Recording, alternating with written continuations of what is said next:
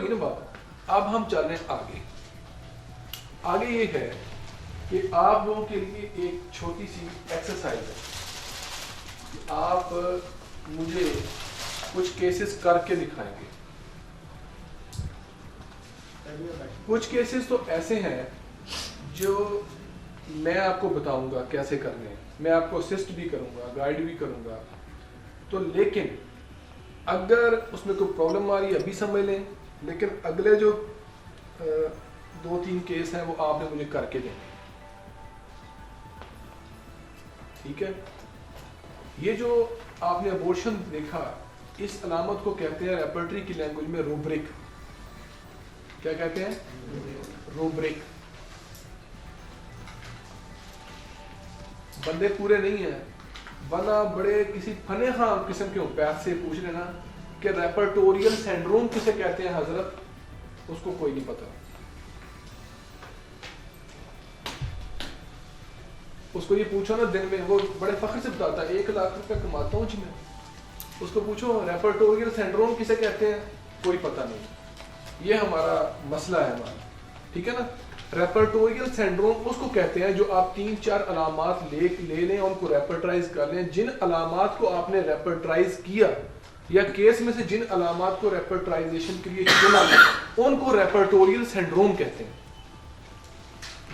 क्योंकि ये technical language है। अगर आप मुझसे कोई केस डिस्कस करते हैं तो मैं आपको पूछ सकता हूँ कि डॉक्टर साहब आपका रेपर्टोरियल सिंड्रोम क्या बना। आप मुझे बताएंगे इतनी अलामतें थी जनाब, मैं उसमें से ये अलामतें मैं जो है वो रेपर्टोरियल सिंड्रोम के तौर पे, ठीक है ना। अब ये है कि डॉक्टर साहब दें आपको, ये बड़ा मज़ेदार काम है और अभी आपकी थोड़ी देर में ये परसेप्शन बदल जाएगी कि हम सिंगल रेमेडी नहीं आती, और आज से आप स्टार्ट भी कर देंगे सिंगल रेमेडी इंशाल्लाह ताला। ये तो बड़ा आसान है, वो तो कम्बिनेशन देना तो बड़ा ही मुश्किल मसला है, मुझे तो नहीं समझ आती, वो तो मुश्किल काम है।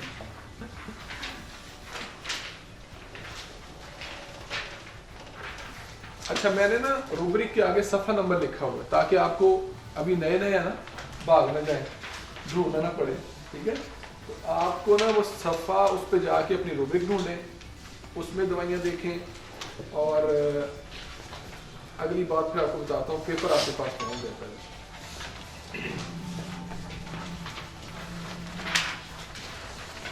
अच्छा, इसको दिलचस्पी के साथ करें क्योंकि ये आपकी ना जिंदगी भर का ये आपके साथ चल रहा है। मैं बता रहा, 1 मिनट रुकिए। ये देखिए पहला केस है, केस नंबर 1 के अंदर आप पढ़े ना अपनी कॉपी पे, तो 2 रूब्रिक्स लिखी हैं। एक मरीज आपके पास आता है जिसको पेट में गैस है, गैस को हम कहते हैं फ्लैटुलेंस, ऐसे ही कहते हैं जी। अच्छा, वो फ्लैटुलेंस जो है 125 नंबर सफ़े पे यहाँ मौजूद है, क्योंकि अल्फ़ाबेटिकल है सारी रिपर्टरी। अच्छा, फिर है मरीज आपको कहता है डॉक्टर साहब मुझे गैस भी है, लेकिन प्रॉब्लम यह है कि मुझे डकार आने से ना मेरी तकलीफ और बढ़ती है, इरेक्टेशन एग्रावेट, 2 चीज़ें आपके पास आ गई। अब आप इन 2 चीज़ों के ऊपर मरीज की दवाई सेट करना चाहते हैं, लेकिन आप इन रूब्रिक्स में जाकर देखिए 125 नंबर सफ़ा और 107 नंबर सफ़ा, दोनों रूब्रिक्स मौजूद हैं। मुझे बताएं कि किस रूब्रिक में ज़्यादा दवाएं और किस रूब्रिक के अंदर कम दवाएं। पहले सिर्फ ये देखिए, ये रूब्रिक नंबर है, सफ़ा नंबर तो ये 300, सॉरी ये rubric number, rubric number, sorry सफ़ा नंबर।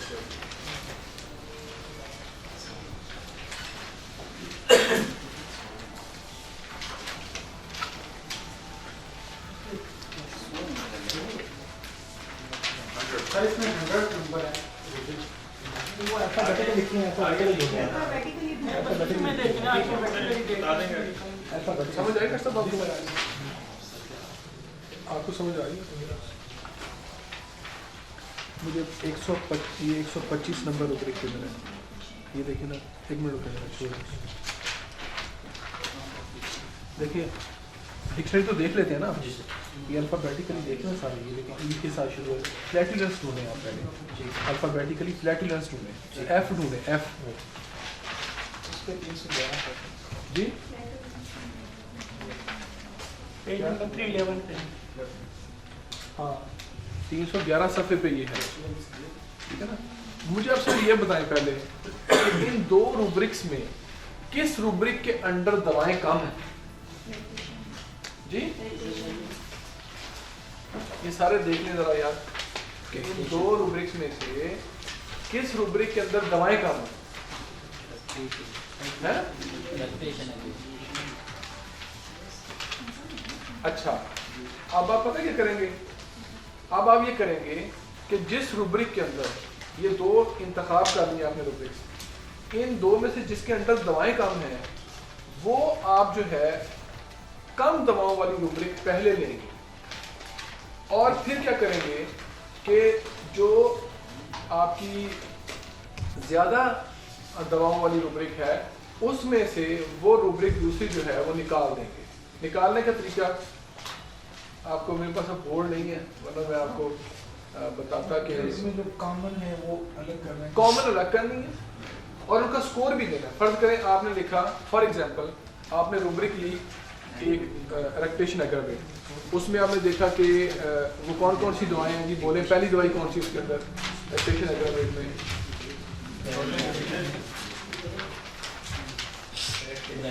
है अच्छा, ब्रायोनिया। ब्रायोनिया का स्कोर कितना है? एक। अब आपने ये देखना है कि ब्रायोनिया का, जब ये सारी दवाइयां से तरतीब से लिखना है, एक रूब्रिक की दवाइयां सारी लिखने हैं तरतीब के साथ, उसको स्कोर दे दें।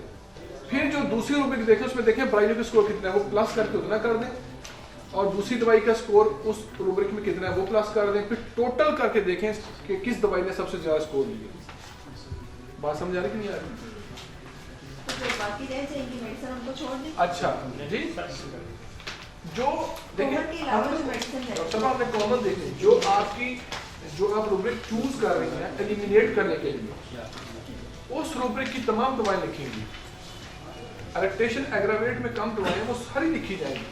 फिर आप देखेंगे कि फ्लैटुलेंस की दवाओं में कौन सी दवाएं मुश्तरक हैं और उनका वहां पर स्कोर क्या है, यहाँ पर स्कोर क्या है, वो उसको टोटल करेंगे आप। बात समझ लें? ये डॉक्टर साहब तो कहते हैं कि सेंसेशन मेथड का लेक्चर बड़ा अहम है। मैं कहता हूं कि लेक्चर अहम ये है, ये हमारी बुनियाद है। अगर बुनियाद नहीं ना आनी फिर सेंसेशन मेथड भी नहीं आना। तो इसमें कोई डिफिकल्टी है डॉक्टर साहब आपको? सर कोई मुश्किल है तो पूछिए। 3 नंबर में सर बता रहे क्या कह रहे हैं? वो दूसरे 3 नंबर वाली मेडिसिन सेट करनी है। अब आप यार बात सुनो, अब मेरे पास कोई ऐसी चीज़ नहीं है कि मैं आपको लिख के बता सकूं। ये यूं कर लें, ये यूं कर लें आप, एक केस ना असल को मैं करके बताना चाहता हूँ। ये बड़ा पेपर, ठीक है। अब ये देखें, आपने रूब्रिक लेनी है कौन सी लेना चाहते हैं? रेक्टेशन एग्रावेट।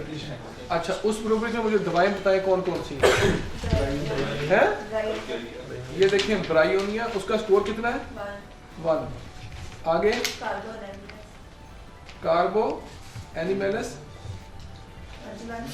स्कोर 1 है जी। ये अच्छा किया, आप स्कोर देना क्या है? स्कोर क्या है इस रूब्रिक में?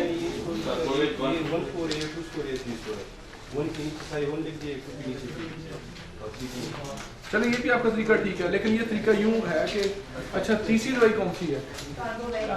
आगे कार्बोवेज 1, कैमोमिला 3 और चाइना कितना स्कोर है? 1 कर दें। आगे कॉक्यूलस कितना है जी? कॉक्यूलस है?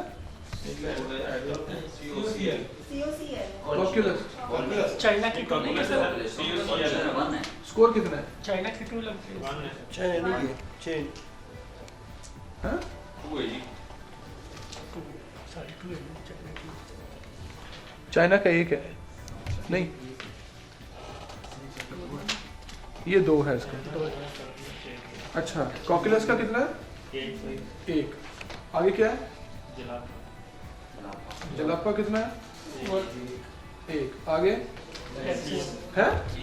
लेक्सिस वन अच्छा लेक्सस कितना है भाई? वन 1। आगे नक्स नक्स कितना है?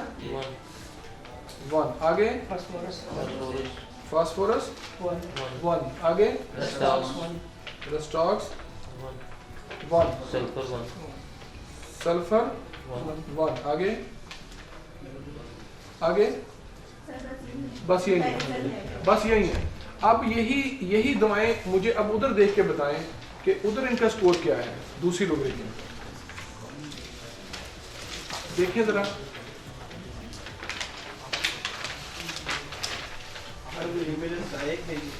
ब्रायोनिया का कितना स्कोर है उधर दूसरी रुब्रिक है?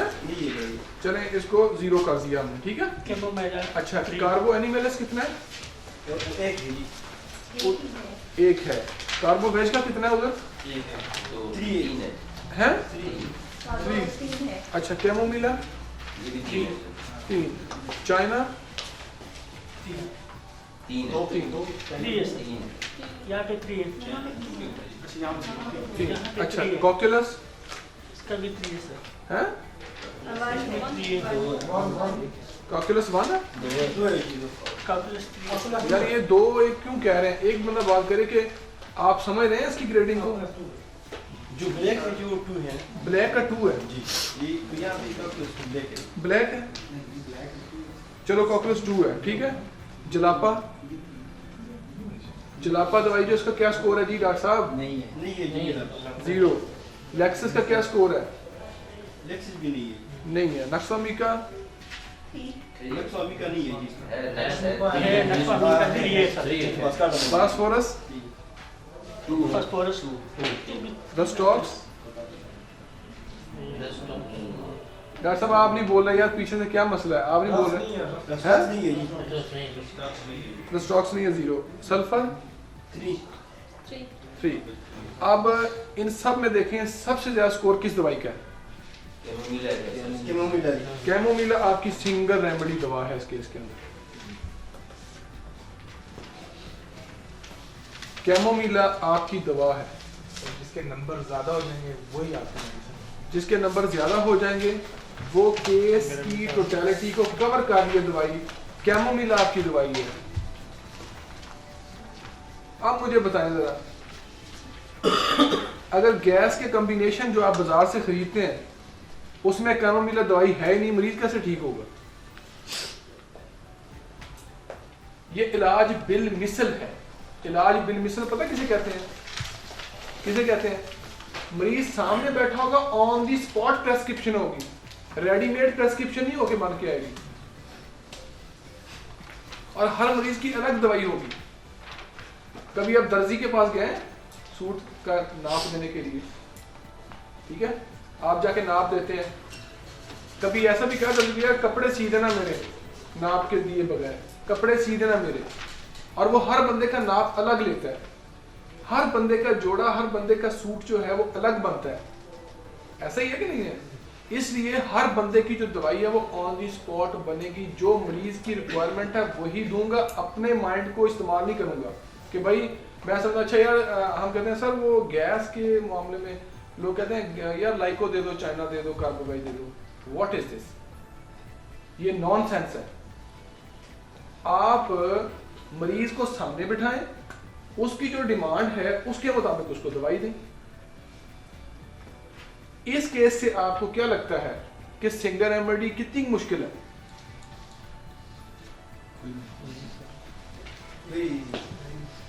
बदल गई ना परसेप्शन आपकी। तो ये होता है कि आप अगर अपने जो टूल्स हैं उनको प्रॉपर उनको हैंडल करना जानते हैं तो मुश्किल ही कोई नहीं है। वाला आपको क्या सोच सकते हैं? आप तो लेट आए, सवाल तो मेरा होना चाहिए आपसे। इसी चीज़ का सवाल बोले तो ये जो आपने ग्रेडिंग बताई है, जैसे रेगुलर 1 2 3, ठीक है, कैसे पता चलेगा? मान लो तो चलो मुझे यहाँ पे समझ आ रही है कि बोल्ड है और दूसरा का नाम बोल्ड है। यार एक बोल्ड है ब्लैक, ठीक है। उसका 2 है, एक होता है बिल्कुल सिंपल लिखा हुआ, उसका 1 है, जो 3 है वो बिल्कुल कैपिटल लिखा हुआ है। देखें जरा, तो समझाया जरा, आपको समझ आ रहा है? होम्योपैथी अगर, अब मुझे एक चीज बताएं जरा, सिंपल एग्जांपल देता हूँ आपको। ट्रेन जो है मोटरवे पे चल सकती है? हम ट्रेन को मोटरवे पे चलाने की कोशिश कर रहे हैं। हम होम्योपैथी जो है वो सही तौर से अनफॉर्चुनेटली प्रीच नहीं कर रहे। आप सारे काबिल लोग हैं, आप निकम्मे लोग नहीं हैं। किसी की एजुकेशन BA है, किसी ने MA किया हुआ है, इतनी इतनी मोटी मोटी किताबें पढ़ ली हैं, ठीक है ना? क्या हम होम्योपैथी नहीं समझ सकते थे? यहाँ जाके जो बात होती है वही होती है कि मैं इस बात से सख्त नाराज़ हूँ कि जो यहाँ पर आके बात करने वाले लोग होते हैं ना, पहली तो बात है वक्त से पहले यहाँ आके खड़े हो जाते हैं। वक्त से पहले, अभी उनका वक्त नहीं आया होता, उनको खुद अभी शागिर्दी करनी होती है। देखें यार, आपको समझ नहीं लगी इस चीज़ की, बताइए ये कोई मुश्किल काम था? डॉक्टर साहब, हम सीधा रास्ता नहीं देते किसी को, ठीक है ना? तो मेरी बातें होती हैं ऐसी ज़रा फजूल सी बातें होती हैं। हम वो लोग हैं कि जो थोड़ा सा ऊपर जा रहा है उसकी टांग पकड़ के खींचनी नीचे। ये आप किधर जा रहे हैं? जहानत है, मेरे मुल्क में बड़ा पोटेंशियल है, बड़े काबिल लोग हैं आप, ठीक है ना? ये आपका तजस्सुस है ना जो आपको लेके इधर बैठा हुआ है, वरना ये पिंडी कितना बड़ा शहर है। मैं अभी डॉक्टर साहब को हंस रहा था, मैं क्या, मुझे अफसोस होता है ऊट पटांग किस्म के लेक्चर के अंदर, सेमिनार के अंदर 100 की तादाद में लोग बैठे होते हैं, ठीक है ना? जो लेक्चर होते हैं आपके सही मानों में सही लेक्चर होते हैं, उनमें हमारा जो है ना वो नहीं होता। तो ये आप जो है इसको देखें ज़रा।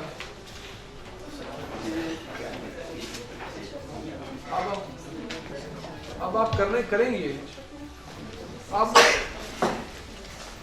यार, एक मिनट खामोश हो जाए ज़रा, मेरी बात सुने ज़रा गौर से। अब आपने करना क्या है? अब सेकंड केस खुद करेंगे आप। सेकंड केस में सिचुएशन ये है कि मरीज़ आपके पास आता है, कहता है डॉक्टर साहब मुझे तेज़ाबियत है, एसिडिटी है, उसकी ये रुब्रिक मौजूद है, मुझे डकारों से आराम आता है अपनी तकलीफ में। नंबर 3, मुझे ना कपड़ों का जो प्रेशर है ना ये बर्दाश्त नहीं होता। ये 3 चीज़ें हैं, रुब्रिक्स नंबर आगे लिखे हुए हैं। अब इनको देख के आप क्या देखेंगे? सबसे पहले किस रुब्रिक के अंदर कम दवाएं हैं। वो जो रुब्रिक आप लेते हैं ना निकालने के लिए बाकी रुब्रिक से, उसको कहते हैं एलिमिनेटिंग रुब्रिक। Eliminating rubric. अब आप उनमें से दवाई निकाल दें मुझे बाकी रुब्रिक्स में से, तो आप चुप करके अपना काम करते रहे। मैं देखना चाहता हूं कि तमाम होम्योपैथ्स की दवाई जो है वो एक ही निकलती है, क्योंकि ये इलाज बिलमिसल है। अगर फैसलाबाद में एक दवाई डॉक्टर बैठा निकालता है एक ही सेट ऑफ सिम्टम के ऊपर, इंग्लैंड में बैठा वही बंदा वही दवाई निकालनी चाहिए, अगर इलाज बिलमिसल हम कर रहे हैं, ठीक है ना? सॉरी, कोई डिफिकल्टी आए ना, विदाउट एनी हेजिटेशन आप मुझसे पूछें आप, और एक दूसरे की मदद कर दें थोड़ा सा, इसमें एक दूसरे की मदद कर दें आप।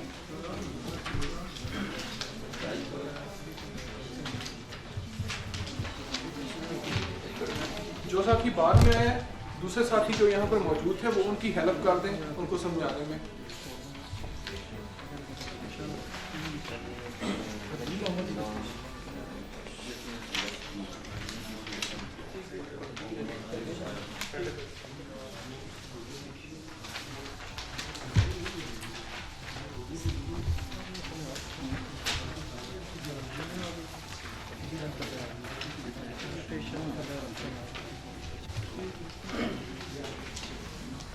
ये ना डॉक्टर साहब को भी करना है।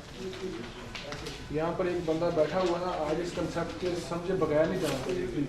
उसकी वजह यह है कि ये बहुत कुछ हो गया है हमारे यहाँ।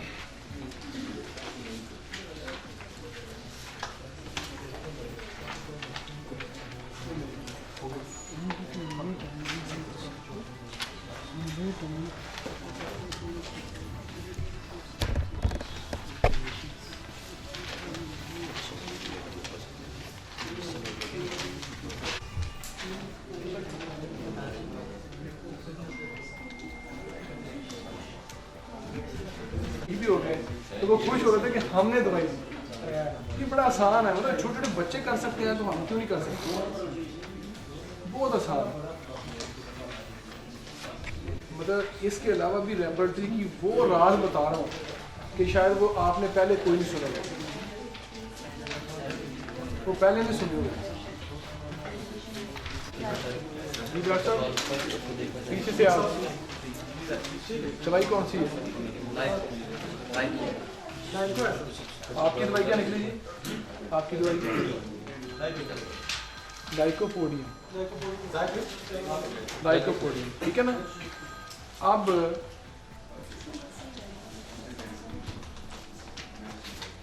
जब आप अपने टूल्स का प्रॉपर इस्तेमाल करते हैं और इलाज बिलमिसल सिर्फ ज़बान से नहीं कहते, दिल से मानते हैं, तो दवाई एक निकलती है, ठीक है। और जब आप देखें, अगर ज़बान से कह देना काफ़ी होता ना, तो कुरान मजीद में अल्लाह ताला फरमाते हैं इकरारुम बिल लिसानी तस्दीकुम बिल क़ल्ब, ज़बान से ना सिर्फ कहा जाए, माना जाए दिल से। तो इतनी आसान होम्योपैथी है जिसका कोई तस्वर नहीं कर सकता, इतना उसको कॉम्प्लिकेटेड करके। और ये मैं पहले कह रहा था कि ये 4 साल हमारे बच्चे पढ़ लेते हैं, BHMS कर लेते हैं, 5 साल वो कर लेते हैं BHMS, ये नहीं बताया जाता। तो हम ट्रेन को कोशिश कर रहे हैं कि मोटरवे पे दौड़ाएं, ट्रेन ने मोटर पे नहीं दौड़ना, होम्योपैथी ने एलोपैथी की तरह नहीं होना, ठीक है ना। आप उनको इंग्लिश बोल करके, बड़ी बड़ी टर्मिनोलॉजी बोल के इन्फ्लुएंस अपना देने की क्यों कोशिश करते हैं? आप केस ठीक करके उनको मुतासर करें ना, केस ठीक करके मुतासर करें, और वो हमारी बातों से मुतासर नहीं होने वाले। और हमारा ये मिशन नहीं होना चाहिए कि हमने किसी एलोपैथिक डॉक्टर को मुतासर करना है, ठीक है, वरना फिर हम खुद बड़े मुतासर होते हैं, ठीक है। तो ये आपने आज कोशिश की छोटी सी, बाकी केस जो हैं आपको मैंने दिए, आपकी असाइनमेंट है, आप अगली दफ़ा घर से करके लाएंगे मेरे लिए। और अब आपने आज ये सीखा कि हम सिंगल दवा तक कैसे पहुंचते हैं। जो दवा पहले नंबर पर आ जाती है कहते हैं जी वो हमारी दवाई है, ऐसे ही है। मैं अगली बात बता दूं, फिर आपको परेशानी अगली दे दूँ आपको। ऐसा अक्सर नहीं होता कि जो दवा पहले नंबर पर आ जाए वही हमारी दवाई है। आज एक और चीज़ ज़हन में रख लें, रेपर्टरी सिर्फ आपके काम को आसान बनाती है कि आपके पेशेंट की अलामात जो हैं उसमें 2, 4, 6 दवाओं के आपको करीब ले जाती है। हो सकता है आपके मरीज की दवा वो हो जो 6ठे नंबर पे आ रही है। Repertory is not the final court. Final court आपकी क्या है? सुप्रीम कोर्ट आपकी है मैटेरिया मेडिका। जब आप 5-6 दवाओं के करीब आ जाएं तो आप मैटेरिया मेडिका में से उसको स्टडी करेंगे, उन दवाओं की मोडालिटीज देखेंगे, माइंड को देखेंगे, जिससे ज्यादा रिजेम्बलेंस हो वो दवाई देंगे। एक बात। अगला सवाल मेरा, अगर आपकी दवा, ये जो रेपर्टरी है ना, ये जस्ट इशारा करती है, हिंट देती है। अगर आपकी दवा काली कार्ब निकल आती है फॉर एग्जाम्पल, अब मैं इस रेपर्टरी से आपको बड़े काम करना बता रहा हूं। इस छोटी सी रेपर्टरी से आप बड़े बड़े काम कैसे कर सकते हैं। फर्ज करें आपकी दवाई काली कार्ब इसमें से निकल आती है। ये काली कार्ब निकलने का मतलब ये है कि आपका जो पेशेंट है वो काली कार्ब भी है।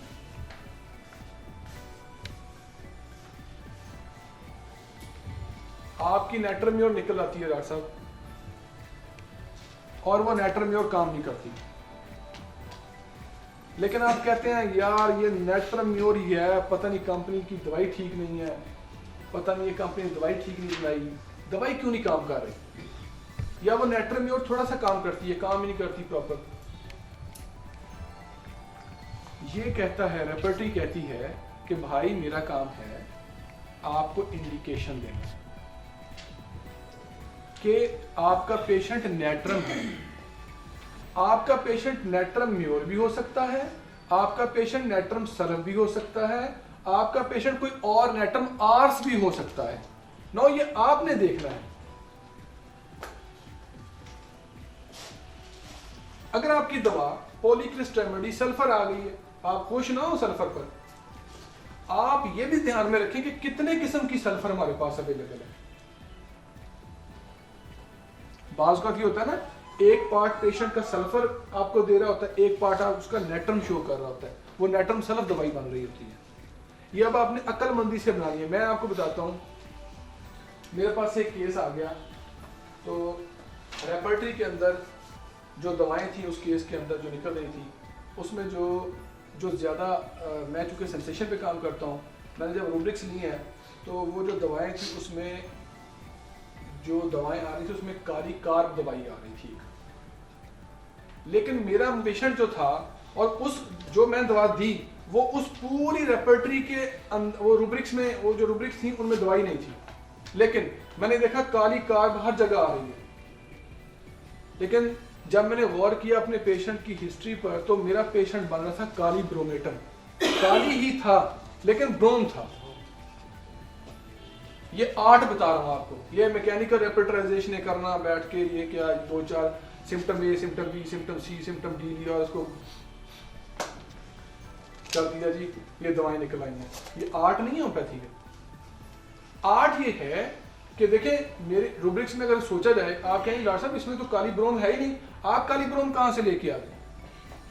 रेपर्टरी ने मुझे हिंट दिया कि आपका पेशेंट काली ही है। ये काली कार्ब भी हो सकता है, ये काली ब्रोम हो सकता है, ये काली सल्फ हो सकता है, ये काली आर्स हो सकता है। ये बहुत कीमती बात आपको बता रहा हूं,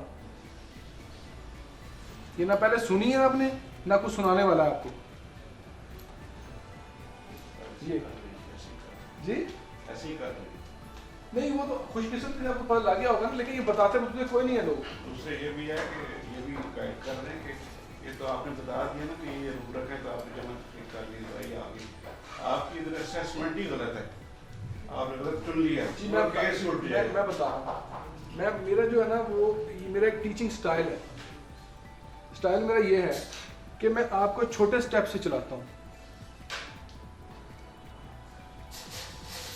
पहले उनको छोटा काम दें, पहले इनको ये उम्मीद बंध जाए कि हम सिंगल दवा ढूंढ सकते हैं। जिस दिन आपको ये उम्मीद हो गई कि आई कैन डू इट, तो आप K2 पहाड़ भी सर कर जाएंगे।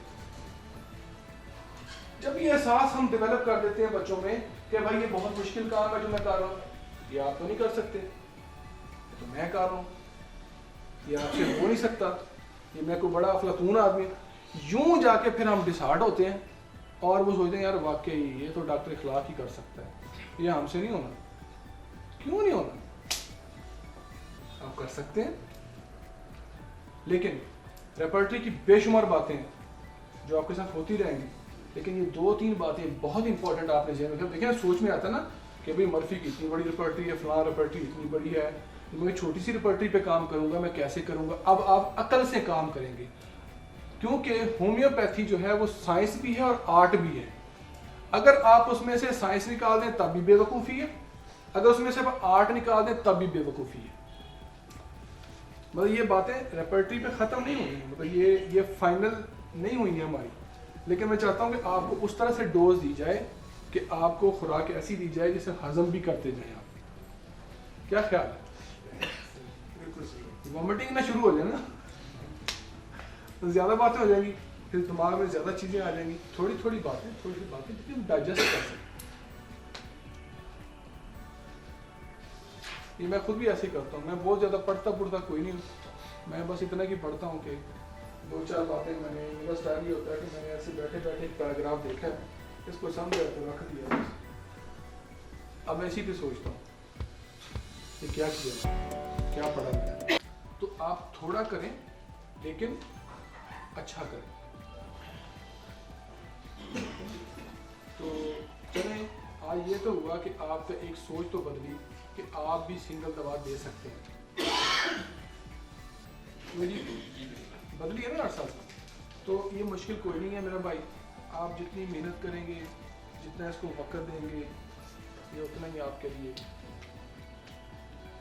और ये जो मैंने आपको हिंट्स बताए हैं इसके ऊपर, इसको मद्देनजर रखिएगा। दवाई नेट्रोम्योर निकल आती है, तो अगर नेट्रोम्योर आपकी फेल हो जाए, मुझे गिला नहीं करना आपने, मैंने आपको बात अपने अंदर छुपाई नहीं, मैंने बता दिए कि वो नेट्रम है मरीज आपका, लेकिन नेट्रम वो कोई और है, ये देखें।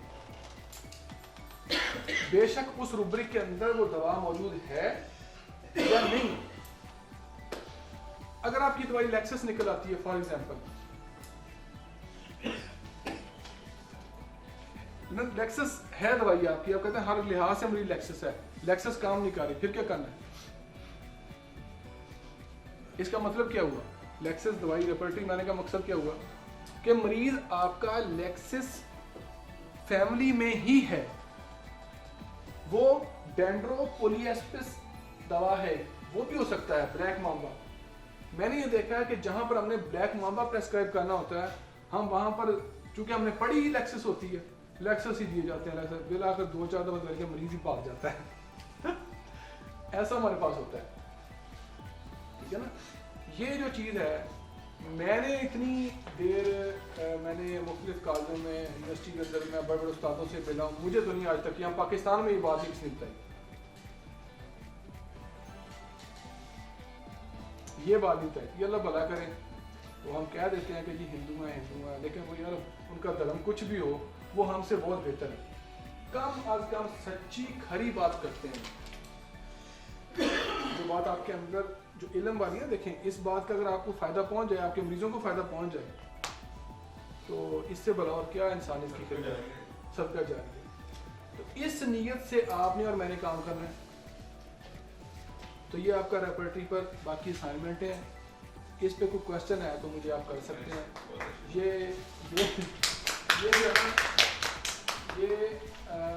डॉक्टर पी सरकारा की रेपर्टरी है, इसमें कोई कमोबेश 417 रूब्रिक्स हैं। ये जितनी भी रूब्रिक्स हैं, ये जनरल सिम्टम्स के ऊपर। जनरल सिम्टम ये होता है कि आप उसको कहीं भी अप्लाई कर दें। फर्ज करें इन्होंने जो हार्ड लिखा हुआ ना, हार्ड, इसके अंदर हार्ड किसी भी चीज़ पे अप्लाई कर सकते हैं आप। किसी ट्यूमर पे जो हार्ड है उस पर अप्लाई कर सकते हैं, स्टूल अगर हार्ड है तो उस पर अप्लाई कर सकते हैं, हार्ड जो भी चीज़ है इसकी ब्यूटी है। तो इन्होंने उसको जनरलाइज किया हुआ है। ये जो रूब्रिक्स हैं ये जनरलाइज्ड है। हार्ड कुछ भी, इस पे घबराना नहीं। आप कहेंगे स्टूल हार्ड सर किधर है, स्टूल हार्ड नहीं इसमें मिलेगा, आप हार्ड रूब्रिक ही लेंगे। मेरी बात समझिए वैसे, बाकी केस कर लेंगे अब आप।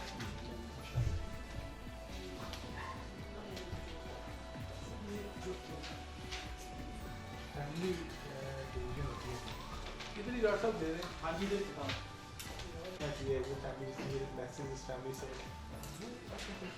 क्या वो कैसे से फैमिली बनाते हैं? फैमिली से देखिए जी, फैमिली का ये है कि मैं जब आपको मेडिका मेडिका पढ़ाऊंगा, मेरा मेट्रिक मेडिका पढ़ाने का अंदाज उसी तरह का है जिस तरह से मिसाल में पढ़ाते।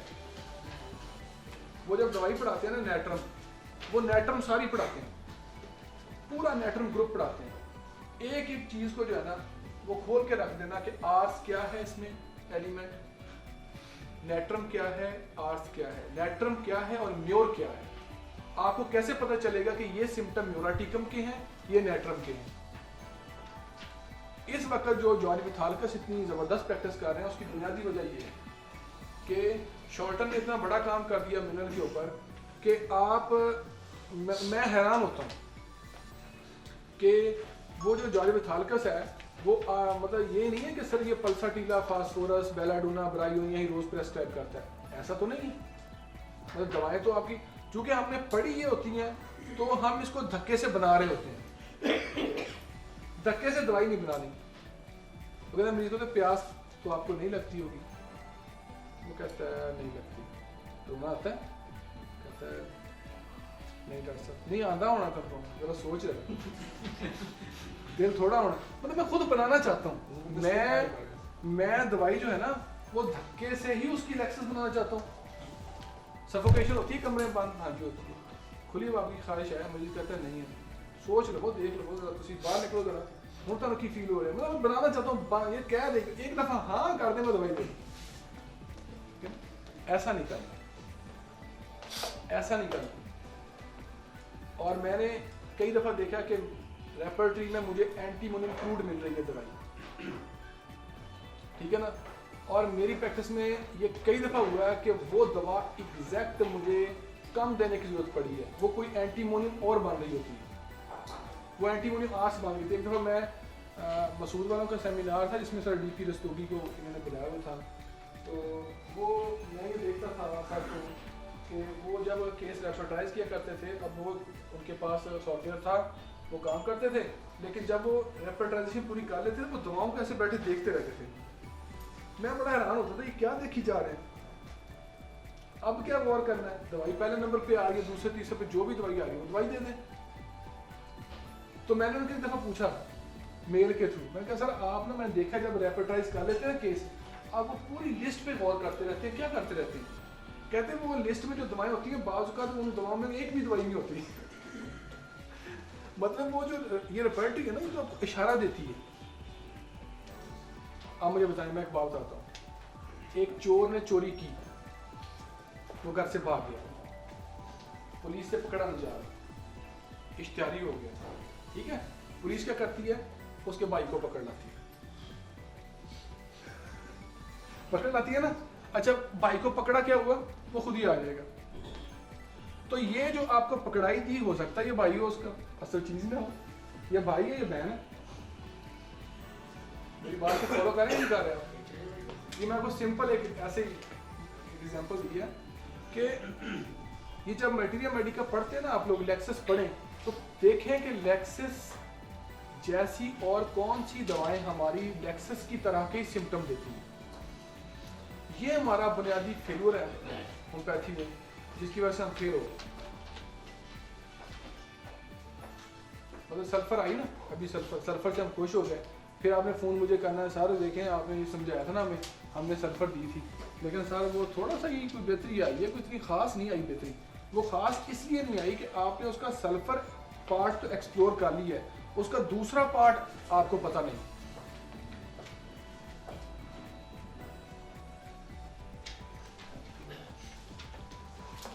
बात समझ आएगी आपको?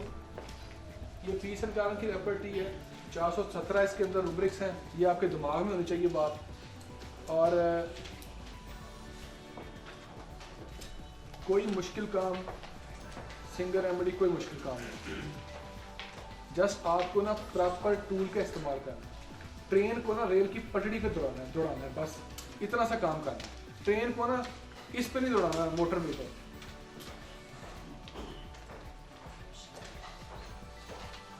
ठीक है ना डॉक्टर साहब, बात क्लियर होगी? पता है होम्योपैथ है ना, होम्योपैथ, अगर होम्योपैथी ऐसे होनी होती, डॉक्टर साहब को पता था हनीमन साहब को कि हम क्या करने वाले हैं उसके साथ, तो उन्होंने जो पहला एफोरिज्म लिखा ना, उसके आखिरी जो सेंटेंस है वो लिखा है कि एज इट इज टर्म्ड। उसका मतलब है कि जैसा मैंने कहा है, अपने दिमाग को इसमें ना डाल देना, कोई अपनी साइंस को ना लड़ा देना इसके अंदर। और इंडिया के अंदर होम्योपैथी की ग्रोथ का जो असल सबब है वो ये है कि उनकी मेजॉरिटी ने इसको एज इट इज वैसे एक्सेप्ट किया है जैसे हनीमन ने कहा है, मेजॉरिटी ने।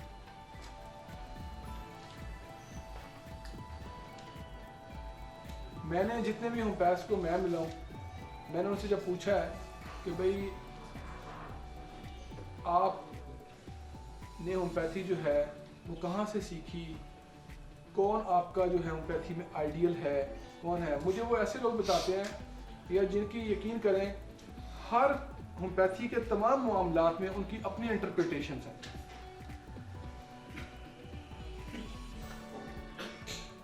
अपना एक नियाज़म के बारे में अपना कंसेप्ट है, हनीमन से कोसों दूर। अच्छा, बाकी चीज़ों के बारे में अपना एक कंसेप्ट है, वो सारा दूर। मतलब मुझे ये समझ नहीं आती कि मैं अगर यहाँ पर खड़ा हूँ, मुझसे अगर कोई बात आप पूछेंगे ना, मैं अपनी याद बताता हूँ, मुझसे आप कोई ऐसी बात पूछेंगे जिसका मुझे इल्म नहीं है, तो मैं कब तक नहीं बताऊँगा आपको। जिस बात में मुझे दस्तरस है, जो मैं करता हूँ, मैं वही बात बताऊँगा। क्योंकि अगर मैं आपको गलत बात बता के आपको भटका दूँ, रास्ते से हटा दूँ, ये बात ये हो सकता है कि आप ये कहें डॉक्टर इखलाक बड़ा आलम फाजल आदमी है, लेकिन मेरी उस आलम फाजल होने का क्या फ़ायदा अगर आज आप रेपर्टरी सीख के यहाँ से न जाए।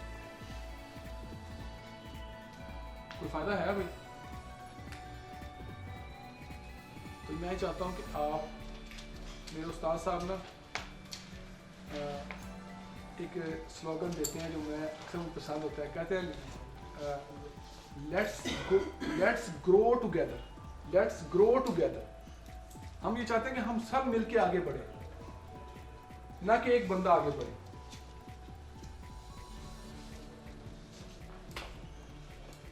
और ये रेपर्टरी अपने क्लिनिक में रख लें, केस आए इस पर केस करें, और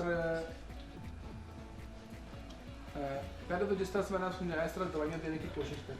जब आपकी दवाएं इसमें सिलेक्ट हो जाएं तो काइंडली 2-4 जो दवाएं होती हैं आपकी नुमायाँ, तो जो ज़्यादा स्कोर लेती है 2-4, कम अज़ कम उनको मैटेरियल मेडिकल से ज़रूर पढ़ लिया करें। अच्छा, यहाँ पर ये गलती हो रही है हमारे यहाँ कि जो मैंने डॉक्टर ताहिर साहब से पिछले दिन डिस्कस की है कि हमारे यहाँ प्रॉब्लम ये है कि रेपर्टरी हम कैंट की इस्तेमाल कर रहे होते हैं और मटेरियल हम किसी और ऑथर का पढ़ रहे होते हैं दवा को कंफर्म करने के लिए। जिस ऑथर की आप रेपर्टरी पढ़ रहे हैं, मतलब आपने कैंट से अगर केस को रेपर्टराइज किया ना, तो आप कैंट के लेक्चर से ही दवा को कंफर्म करें। ये टिप ऑफ द डे कि ये नहीं करना कि आपकी रेपर्टरी जो है वो रॉबिन मर्फी की है और आप जाके कैंट के लेक्चर से वो चीज़ें पढ़ रहे हैं। नहीं, अगर आप बोरिक की रेपर्टरी इस्तेमाल करते हैं तो दवा को कंफर्म करने के लिए बोरिक का मैटेरियल मेडिका इस्तेमाल करेंगे। आइंदा लेक्चर्स में इंशाल्लाह मैं आपको ये भी बताऊंगा कि किस केस में कौन सी रेपर्टरी इस्तेमाल होनी है। ये थोड़ी सी हैरानी वाली बात है आपके लिए। हर केस में मुख्तलिफ रेपर्टरीज इस्तेमाल होती हैं। हम सबसे पहले ये डायग्नोज करेंगे कि ये केस जो है इसकी क्लास क्या है, ये मुझे कहां से देखना है। बात समझाई कैसे? हर केस को आप एक ही रेपर्टरी से नहीं देख सकते।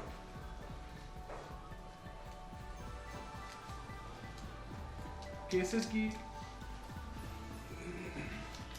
की आपको पता है कि हानीमन ने क्लासिफिकेशन की हुई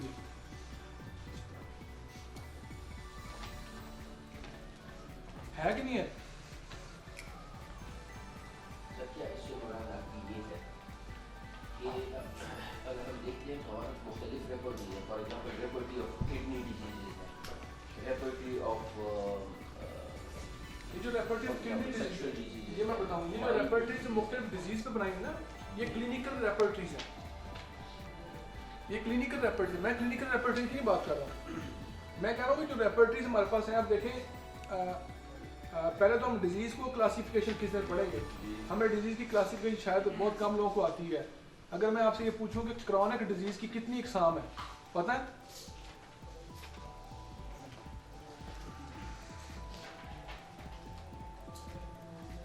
जितने में आजू नहीं यार, कौन कौन सी बताएं? मियाज़मेटिक, नॉन मियाज़मेटिक, साइकोलॉजिकल, उसे काम भी बड़ा आसान करता है। आधी चीज़ें बताएंगे, आधी नहीं बताएंगे हम। तो ये क्लासिफिकेशन हम पढ़ेंगे और हानीमन ने वाज़ह लिख दिया, अगर ये क्लास है तो इसको ऐसे ट्रीट करना है, अगर ये क्लास है डिजीज़ की तो उसको ऐसे ट्रीट करना है। मैं आपको बताऊंगा कि अगर ये क्लास आई तो उसको ट्रीट कैसे करना है, उसको रेपर्टराइज किस रेपर्टरी से करना है।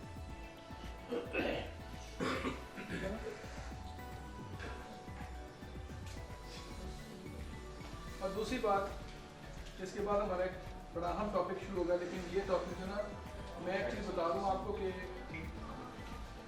अमूमन साथी मेरे पास ना दिलचस्पी से ये पढ़ने आते हैं कि ना सर हमें ना सेंसेशन मेथड पढ़ाएं, सेंसेशन मेथड पढ़ाएं। मैं आपको एक बड़े आज राज की बात बताऊं कि सेंसेशन मेथड उस वक्त तक समझ नहीं आता जब तक हमें ये बुनियादी काम समझ नहीं आता। हाँ, ये ज़रूरत मैंने बड़ी शिद्दत से महसूस की है कि हमें क्लासिकल होम्योपैथी कोई नहीं आ रही और हम ऊपर सेंसेशन मेथड की चीज़ें सीखने लगे। देखें, जब आप ये रूब्रिक आपने ली जिसमें आपने दवाई निकाली लाइको फॉर एग्जांपल, तो अगर फर्ज करेंगे जो ये 5-6 दवाएं लिखी हैं अबॉर्शन में, अगर मेरा पेशेंट जो है वो मिनरल है तो मैं इस प्रॉपर्टी कैसे इस्तेमाल करता हूँ। जब ये प्रॉपर्टी मैं देता हूँ आप लोगों को, एक और टिप बताता हूँ कि अब आपने पूरा सेंसेशन मेथड इस पे अप्लाई नहीं करना, आपने अप्लाई करनी है 2 चीज़ें। अब आपने किंगडम का तस्वर अप्लाई करना है। आपने ये देखना है कि ये रूब्रिक्स आ गई हैं, इसमें ये दवाइयाँ आ गई हैं। इन दवाइयों में से मेरा पेशेंट जो है ना वो मिनरल है। मैं अभी आपको बताता हूँ कैसे वो आपने करना। मिनरल है, उसमें से आपने मिनरल दवाई निकालनी है और उस मिनरल की जो फैमिली के अंदर जो दवाएं हैं उनको भी आपने स्टडी करना। इतना तो अप्लाई करेंगे ना अब आप कि मतलब पूरा सेंसेशन मेथड नहीं हो रहा तो हम कुछ एप्लीकेशन करेंगे उसके अंदर, ताकि हमारी चीज़ें जैसे जैसे वो खट्टी होती रहे हम उनको इनकारपोरेट करते हैं प्रैक्टिस में। तो ये बुनियादी काम है। इसके बगैर सेंसेशन मेथड करना बिल्कुल फजूल है और एक कहने के नॉन सेंस है। जी केस में हम 2 चीजें देखेंगे। अभी 2 देखेंगे, आज मैं कुछ सिखा के जाऊंगा। अभी मैं आपसे केस और भी लास्ट में करवाऊंगा, उसमें मैं आपको किंगडम बताऊंगा सिर्फ कि मरीज का ये किंगडम है, आप इसको रेपर्टराइज करें, मुझे दवाई निकाल के दें, फिर पहले नंबर पर वाली दवाई शायद ना निकले। ठीक है ना, बात से समझ आ रही है। और दूसरी बात ये है कि जो मैं बात आपसे करना चाहता हूँ बड़ी अजीबोगरीब भी है और वो लेकिन कीमती बात है। आप ना बाजार में जाके ना अब ये करेंगे कि चूंकि अगर आपने इस एकेडमी में पढ़ना है, अगर मेरे पास पढ़ना है, तो आपने पढ़ने के मामले में मेरे सिवा किसी की बात नहीं माननी। उसकी लॉजिक है, उसकी वजह ये है कि मैं आपको एक कोर्स करवाने जा रहा हूँ। एक मैं आपको एक स्कूल ऑफ थॉट में जो ट्रेनिंग है वो देना चाहता हूँ। हम जब मुख्तलिफ लोगों के पास बैठते हैं, वो कोई कहता है जी आप ना बोरिक पढ़ लें, कोई कहता है आप ना ये फलां चीज़ पढ़ लें, कोई कहता है मैं फलां चीज़ पढ़ लूँ। आपका दिमाग जो है ना वो मुंतशिर हो जाता है। आप कहते हैं यार किसकी बात मानेंगे। ठीक है ना, अगर मैं ये करूं कि यहाँ पर 4 टेप रिकॉर्डर 5 टेप रिकॉर्डर रख के 5 पे मैं गाना चला दूं, आपको गाना समझ आ जाएगा? तो अगर आपने को गाना सुनना है, उसका मजा लेना है, तो फिर क्या करना होगा? एक को सुनना है। हमने क्या किया होगा, हमने गानों का शोर मचा दिया, उसको भी सुना जा रहा है, उसको भी सुना जा रहा है, उसको भी सुना जा रहा है, उसको भी सुना जा रहा है। भाई क्या इल्म हासिल करना? नहीं भाई, ये इल्म हासिल करने का सही वे नहीं है। आप पहले एक नगमा सुने, जिसका मर्जी सुन ले, 1 साल 2 साल 3 साल सुने, फिर खुद को बैठ के इवैल्यूएट करें कि इस नगमे का मुझे फायदा क्या हुआ। भाई ठीक है कि नहीं ठीक है? मैं तो आपको ये कहता हूँ, मेरी ये ऐलान होता है कि अगर साल 1 में मैं आपको प्रैक्टिस करने के काबिल नहीं बनाता, सिर्फ 12 लेक्चर होते हैं, कुल ये 12 लेक्चर होते हैं साल में 12। अगर साल 1 में आप काबिल नहीं होते प्रैक्टिस के, तो जनाब डॉक्टर इखलाक को कोई हक नहीं है कि वो आपको पढ़ाए और आप उसको अपना उस्ताद कहें।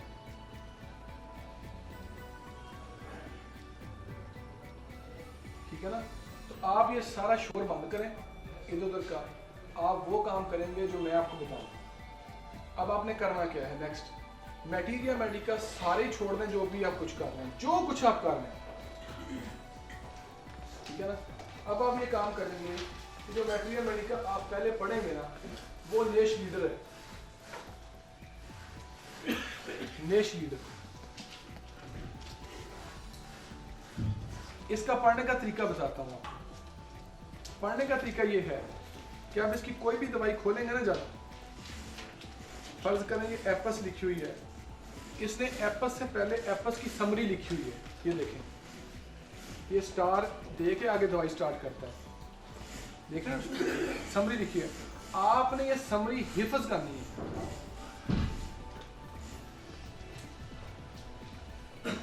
आपने ये समरी हिफ्ज करनी है। अच्छा होगा क्या, ये सिम्टम किसी केस के अंदर डायरेक्ट नहीं आएंगे, ये एक और राज की बात है, ये आपको बतौर कंकॉमिटेंट आएंगे। फर्ज करें मरीज है हेपेटाइटिस सी का, वो आके आप उसके अलामात लेते हैं, तो जब उसके आप प्यास की या मुंह की अलामतें लेते हैं, वो कहता है डॉक्टर साहब मेरी ना रात को ज़ुबान इतनी खुश्क हो जाती है कि तालू के साथ लग जाती है, इतनी खुश्क हो जाती है, और उसको गनूदगी बड़ी रहती है, तो आपको लगता है कि ये नक्स मोशकाटा का सिम्टम है। तो आपने जब मैंने इस सिम्टम के ऊपर नक्स मोशकाटा प्रेस्क्राइब करके हेपेटाइटिस सी को नेगेटिव किया अल्हम्दुलिल्लाह। अब जो राज हमें समझ नहीं आता वो ये है कि प्रेस्क्रिप्शन होम्योपैथी में दो तरह की होती हैं, linear prescription and non linear prescription.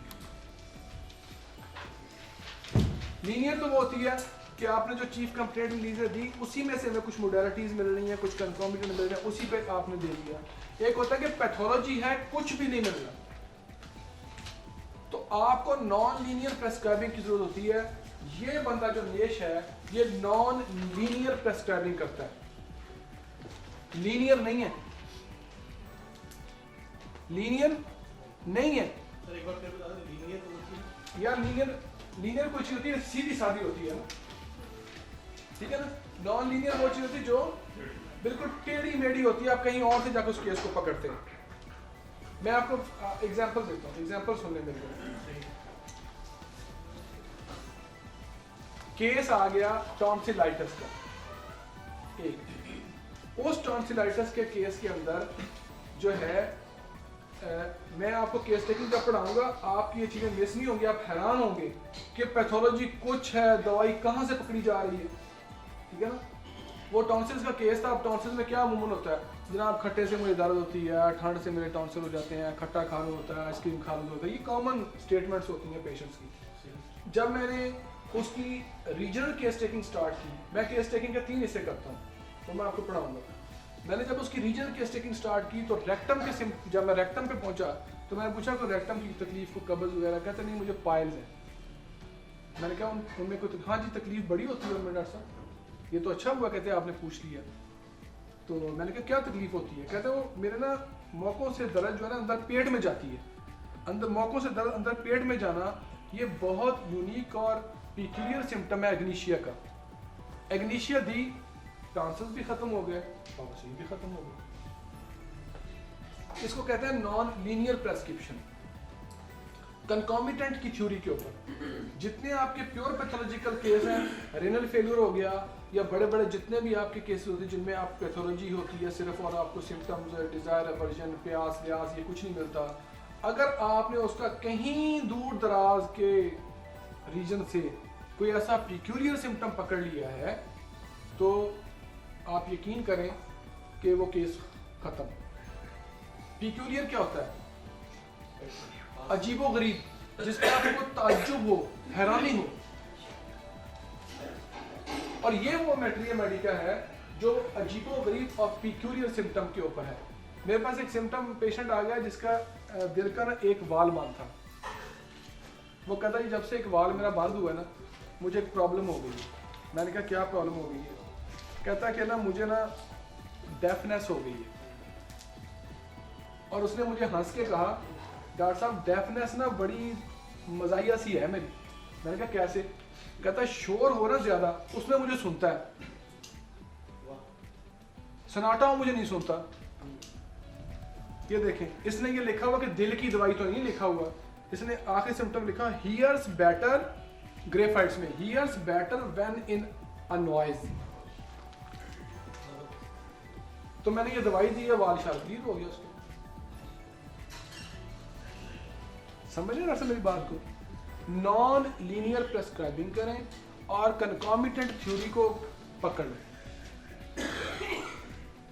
ये जो हम उसका रीजन लेके बैठे रहते हैं ना उसमें से हमें पैथोलॉजिकल केसेस में से मुझे तो कम अज कम कुछ नहीं मिलता उसकी। ऐसे ही डॉक्टर साहब आप देखते हैं रोज केस को कि डिजायर वर्जन भी उसकी गुमसुम होती है, क्या अच्छा लगता है, बस वन साइड होता है। ये वन साइडेड केस होते हैं। अब आप इसमें करना क्या होता है आपने कि आपने कंकॉमिटेंट थ्योरी, कंकॉमिटेंट को समझिए आप मेरी बात।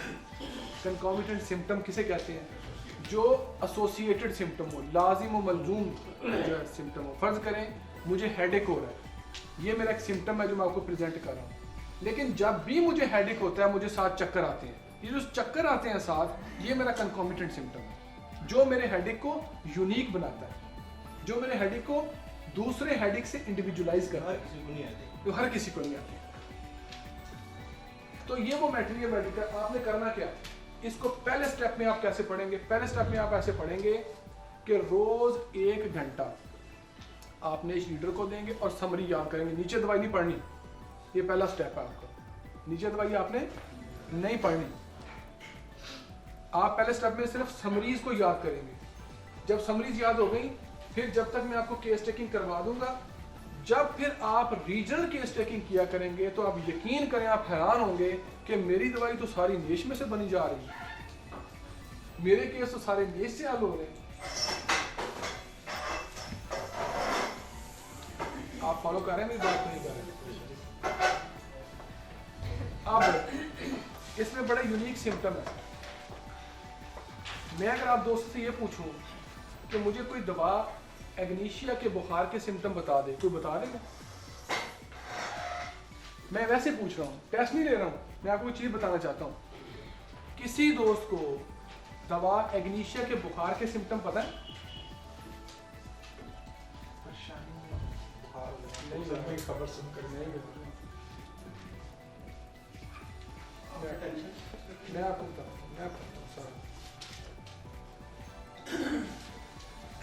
मेरे उस्ताद हैं डॉक्टर एलम खान साहब, वो ये कहते हैं कि आप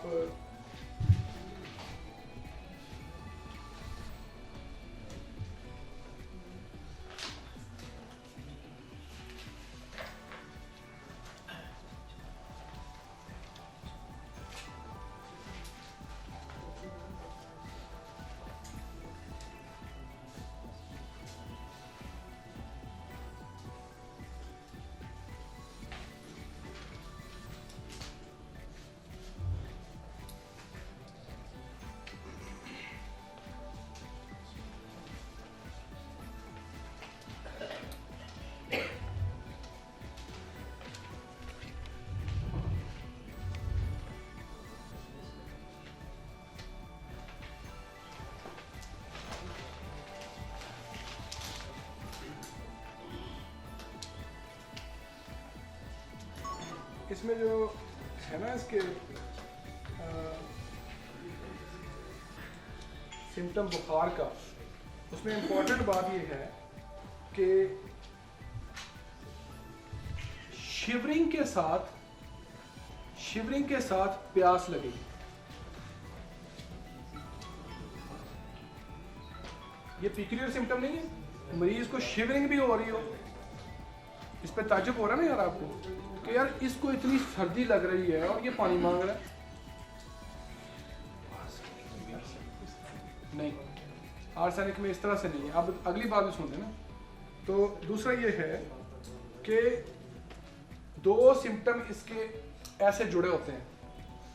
एक सर्दी के फेज में पानी मांगता है, प्यास लगती है, और चिल के दौरान फेस उसका बेलाडोना की तरह रेड होता है।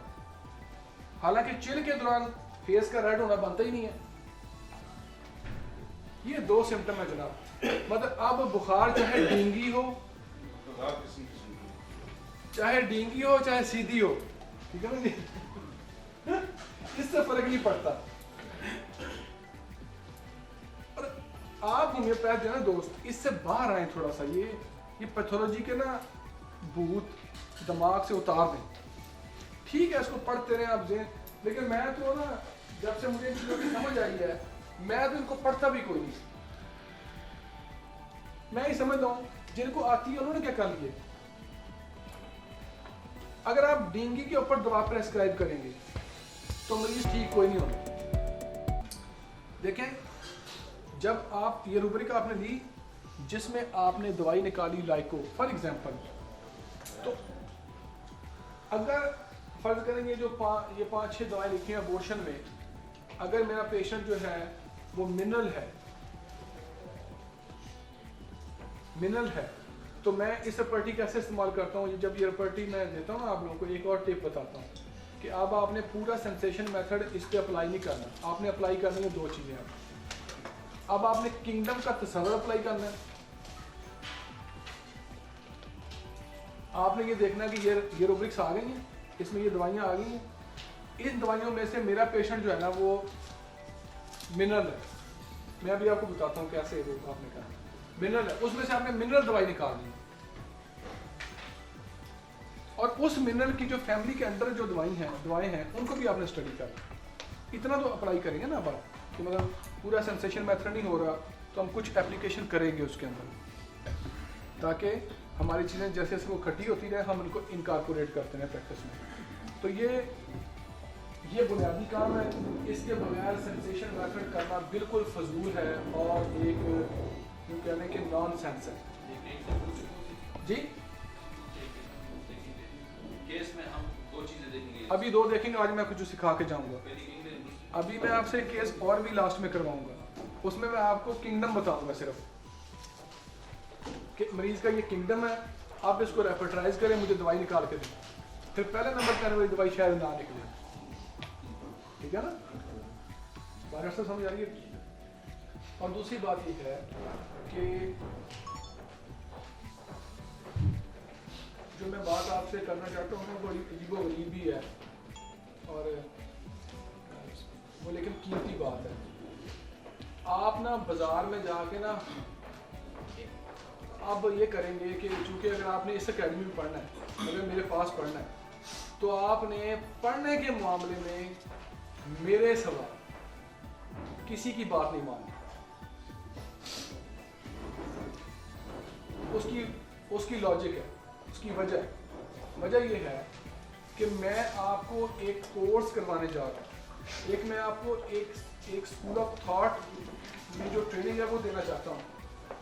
हम जब मुख्तलिफ लोगों के पास बैठते हैं, वो कोई कहता है जी आप ना बोरिक पढ़ लें, कोई कहता है आप ना ये फलां चीज़ पढ़ लें, कोई कहता है मैं फलां चीज़ पढ़ लूँ।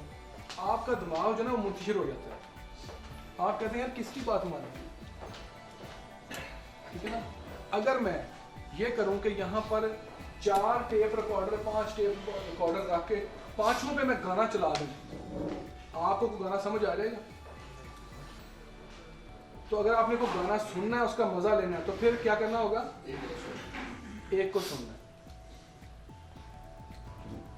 हमने क्या किया होगा, हमने गानों का शोर मचा दिया, उसको भी सुना जा रहा है, उसको भी सुना जा रहा है, उसको भी सुना जा रहा है, उसको भी सुना जा रहा है। भाई क्या इल्म हासिल करना? नहीं भाई, ये इल्म हासिल करने का सही वे नहीं है। आप पहले एक नगमा सुने, जिसका मर्जी सुन ले, साल 2 साल 3 साल सुने, फिर खुद को बैठ के इवैल्यूएट करें कि इस नगमे का मुझे फायदा क्या हुआ। भाई ठीक है कि नहीं ठीक है? मैं तो आपको ये कहता हूँ, मेरी ये ऐलान होता है कि अगर साल 1 में मैं आपको प्रैक्टिस करने के काबिल नहीं बनाता, सिर्फ 12 लेक्चर होते हैं, ये 12 लेक्चर होते हैं साल में 12। अगर साल 1 में आप काबिल नहीं होते प्रैक्टिस के, तो जनाब डॉक्टर इखलाक को कोई हक नहीं है कि वो आपको पढ़ाए और आप उसको अपना उस्ताद कहें।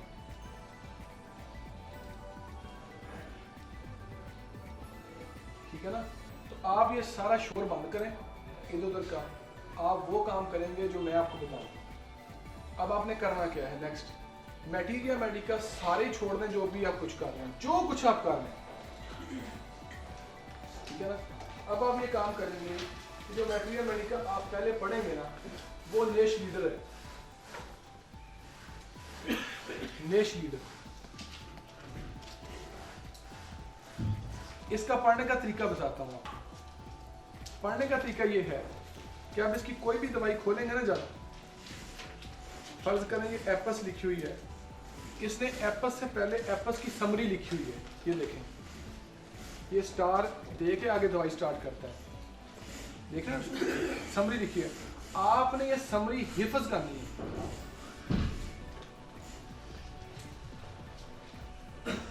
आपने ये समरी हिफ्ज करनी है। अच्छा होगा क्या, ये सिम्टम किसी केस के अंदर डायरेक्ट नहीं आएंगे, ये एक और राज की बात, ये आपको बतौर कंकॉमिटेंट आएंगे। फर्ज करें मरीज है हेपेटाइटिस सी का, वो आके आप उसके अलामात लेते हैं, तो जब उसके आप प्यास की या मुंह की नाम लेते हैं, वो कहता है डॉक्टर साहब मेरी ना रात को ज़ुबान इतनी खुश्क हो जाती है कि तालू के साथ लग जाती है, इतनी खुश्क हो जाती है, और उसको गनूदगी बड़ी रहती है। तो आपको लगता है कि ये नक्स मोशकाटा का सिम्टम है। तो आपने जब मैंने इस सिम्टम के ऊपर नक्स मोशकाटा प्रेस्क्राइब करके हेपेटाइटिस सी को नेगेटिव किया अल्हम्दुलिल्लाह। अब जो राज हमें समझ नहीं आता वो ये है कि प्रेस्क्रिप्शन होम्योपैथी में दो तरह की होती हैं, linear prescription and non linear prescription. Linear तो वो होती है कि आपने जो चीफ कंप्लेंट रिलीज दी उसी में से हमें कुछ मोडालिटीज मिल रही हैं, कुछ कंफर्मेशन मिल रही है, उसी पे आपने दे दिया। एक होता है कि पैथोलॉजी है, कुछ भी नहीं मिल रहा, तो आपको नॉन लीनियर प्रेस्क्राइबिंग की जरूरत होती है। ये बंदा जो नेश है ये नॉन लीनियर प्रेस्क्राइबिंग करता है, लीनियर नहीं है, लीनियर नहीं है। सर एक बार फिर बता दो, लीनियर वो चीज है? यार लीनियर कोई चीज होती है सीधी सादी होती है ना, ठीक है ना। नॉन लीनियर वो चीज होती है जो बिल्कुल टेढ़ी मेढ़ी होती है, आप कहीं और से जाकर उस केस को पकड़ते हैं। मैं आपको एग्जांपल देता हूँ, एग्जांपल सुनने में केस आ गया टॉन्सिलाइटिस का। एक उस टॉन्सिलाइटिस के केस के अंदर जो है मैं आपको केस टेकिंग जब पढ़ाऊंगा आप ये चीज़ें मिस नहीं होंगी, आप हैरान होंगे कि पैथोलॉजी कुछ है, दवाई कहाँ से पकड़ी जा रही है, ठीक है ना। वो टॉन्सिल्स का केस था। अब टॉन्सिल्स में क्या अमूमन होता है, जनाब खट्टे से मुझे दर्द होती है, ठंड से मेरे टॉन्सिल हो जाते हैं, खट्टा खाना होता है, आइसक्रीम खाना होता है, ये कॉमन स्टेटमेंट्स होती हैं पेशेंट्स की। जब मैंने उसकी रीजनल केस टेकिंग स्टार्ट की, मैं केस टेकिंग के 3 हिस्से करता हूँ वो मैं आपको पढ़ाऊंगा। मैंने जब उसकी रीजनल केस टेकिंग स्टार्ट की तो रेक्टम के जब मैं रेक्टम पे पहुंचा तो मैंने पूछा कि रेक्टम की तकलीफ को कब्ज वगैरह, कहते नहीं मुझे पाइल्स है। मैंने कहा उनमें कोई हाँ जी तकलीफ बड़ी होती है उनमें डॉक्टर साहब, ये तो अच्छा हुआ कहते आपने पूछ लिया। तो मैंने कहा क्या तकलीफ होती है, कहते वो मेरे ना मौकों से दर्द जो है ना अंदर पेट में जाती है, अंदर मौकों से दर्द अंदर पेट में जाना ये बहुत यूनिक और पिक्यूलियर सिम्टम है एग्नीशिया का। एग्नीशिया दी, टॉन्सिल्स भी खत्म हो गए, टॉन्सिल भी खत्म हो गए। इसको कहते हैं नॉन लीनियर प्रेस्क्रिप्शन। कंकॉमिटेंट की थ्योरी के ऊपर जितने आपके प्योर पैथोलॉजिकल केस हैं, रेनल फेलियर हो गया या बड़े बड़े जितने भी आपके केसेस होते हैं जिनमें आप पैथोलॉजी होती है सिर्फ और आपको सिम्टम्स, डिजायर, अवर्जन, प्यास, व्यास ये कुछ नहीं मिलता, अगर आपने उसका कहीं दूर दराज के रीजन से कोई ऐसा पिक्यूलियर सिम्टम पकड़ लिया है तो आप यकीन करें कि वो केस खत्म। पिक्यूलियर क्या होता है, अजीबोगरीब, जिसका आपको ताज्जुब हो, हैरानी हो। और ये वो मैटेरियल मेडिका है जो अजीबोगरीब और पिक्यूलियर सिम्टम के ऊपर है। मेरे पास एक सिम्टम पेशेंट आ गया जिसका दिल का ना एक वाल बंद था। वो कहता है जब से एक वाल मेरा बंद हुआ ना मुझे एक प्रॉब्लम हो गई है। मैंने कहा क्या प्रॉब्लम हो गई है, कहता है कि ना मुझे ना डेफनेस हो गई है। और उसने मुझे हंस के कहा डॉक्टर साहब डेफनेस ना बड़ी मजाइया सी है मेरी। मैंने कहा कैसे, कहता है शोर हो रहा ज्यादा उसमें मुझे सुनता है, सन्नाटा हो मुझे नहीं सुनता। ये देखें इसने ये लिखा हुआ कि दिल की दवाई तो नहीं लिखा हुआ, इसने आखिरी सिम्टम लिखा हियर्स बेटर, ग्रेफाइट्स में hears better when in a noise. तो मैंने ये दवाई दी है, वाल शार्प हो गया उसको। समझ रहे ना मेरी बात को। नॉन लीनियर प्रेस्क्राइबिंग करें और कंकॉमिटेंट थ्योरी को पकड़ लें। ये जो हम उसका रीजन लेके बैठे रहते हैं ना उसमें से हमें पैथोलॉजिकल केसेस में से मुझे तो कम से कम कुछ नहीं मिलता। उसकी ऐसे ही ना आप देखते हैं रोज केस को कि डिजायर वर्जन भी उसकी गुमसुम होती है, क्या अच्छा लगता है बस वन साइड होता है। ये वन साइडेड केस होते हैं। अब आप इसमें करना क्या होता है आपने कि आपने कंकॉमिटेंट थ्योरी, कंकॉमिटेंट को समझिए आप मेरी बात।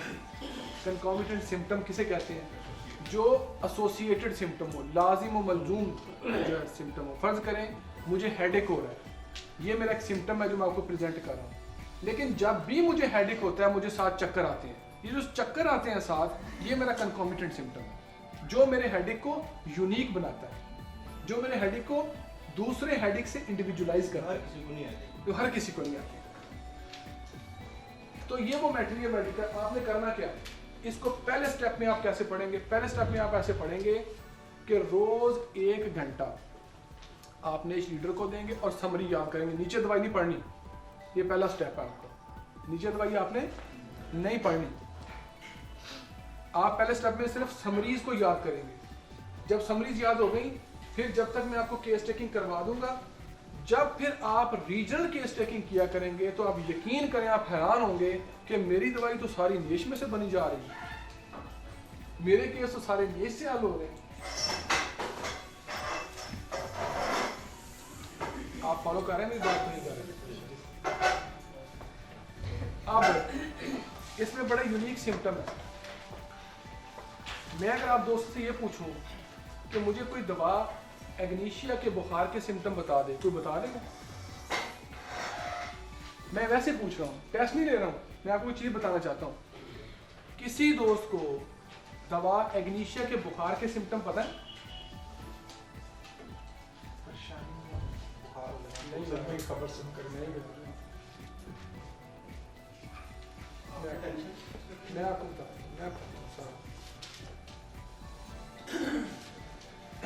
मेरे उस्ताद हैं जी डॉक्टर एलम खान साहब, वो ये कहते हैं कि आप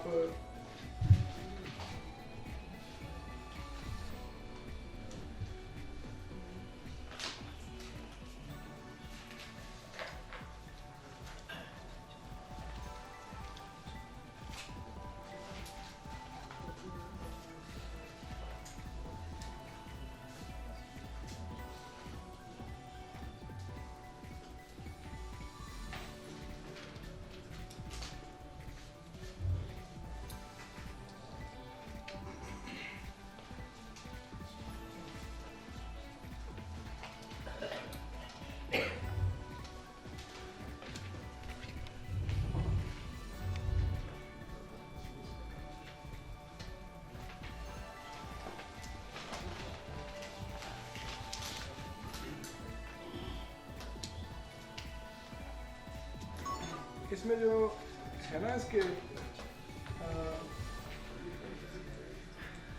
सिम्टम बुखार का, उसमें इम्पोर्टेंट बात ये है कि शिवरिंग के साथ प्यास लगेगी।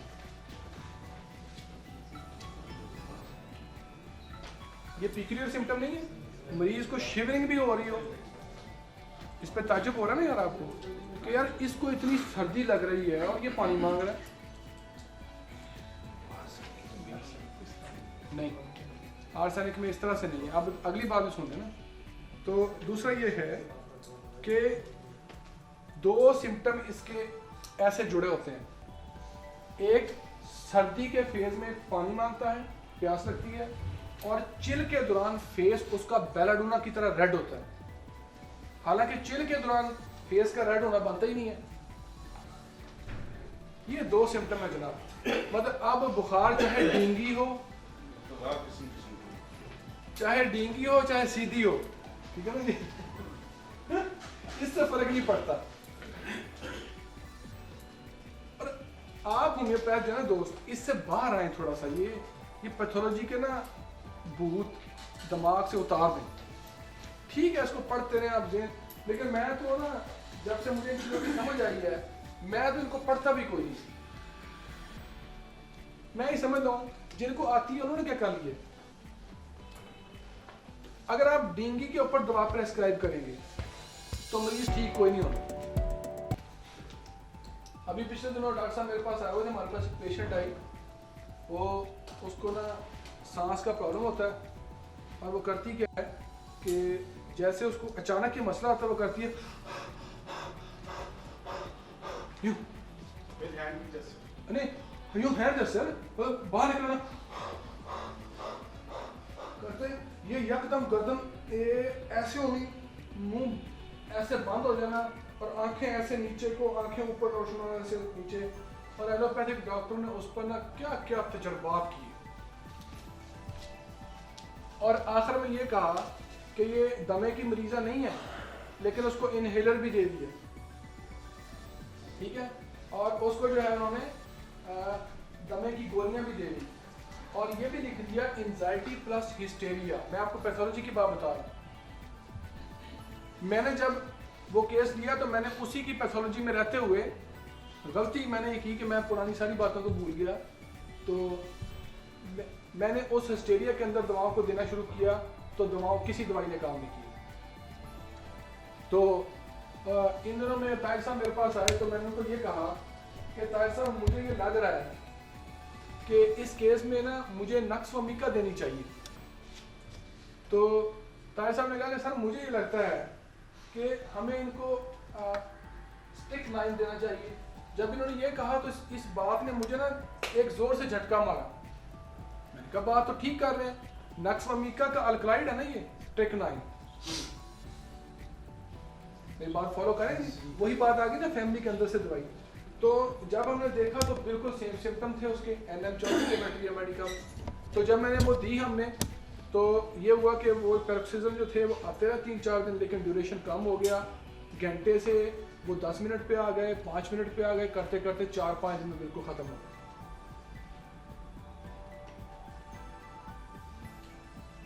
आप अगर मतलब बहुत सारे लोगों को फॉलो करते हैं तो फिर आप कामयाबी की तवक्को मत रखें, क्योंकि आपके दिमाग में बहुत सारी चीज़ों को डाल दिया जाता है कि यार ये भी कर लो, ये बैक्टीरिया मेडिका पढ़ लो, फलां पढ़ लो, फलां पढ़ लो, फलां पढ़ लो, कुछ नहीं होना। मैं कहता हूँ कख भी ना करें। आप नेश लीटर में से इसकी समरी ज़ुबानी याद कर लें। मैं आपको अपनी गारंटी देता हूँ इंशाअल्लाह ताला कि जनाब 1 साल के बाद आप जैसा पैथ कोई नहीं होगा इंशाअल्लाह ताला। मैं आपको बताऊंगा इसको इस्तेमाल करने का तरीका कि आप इससे बड़े बड़े काम कैसे ले सकते हैं। और दूसरी बात यह है कि जो थ्योरी ऑफ कंकॉमिटेंट है उसको दिमाग में रखें कि मेरी जो है ना डायरेक्ट सिम्टम के ऊपर प्रेस्क्रिप्शन हो भी सकती है, नहीं भी हो सकती। अगर डायरेक्ट मैं पढ़ाऊँगा आपको केस टेकिंग में कि direct case taking, indirect case taking,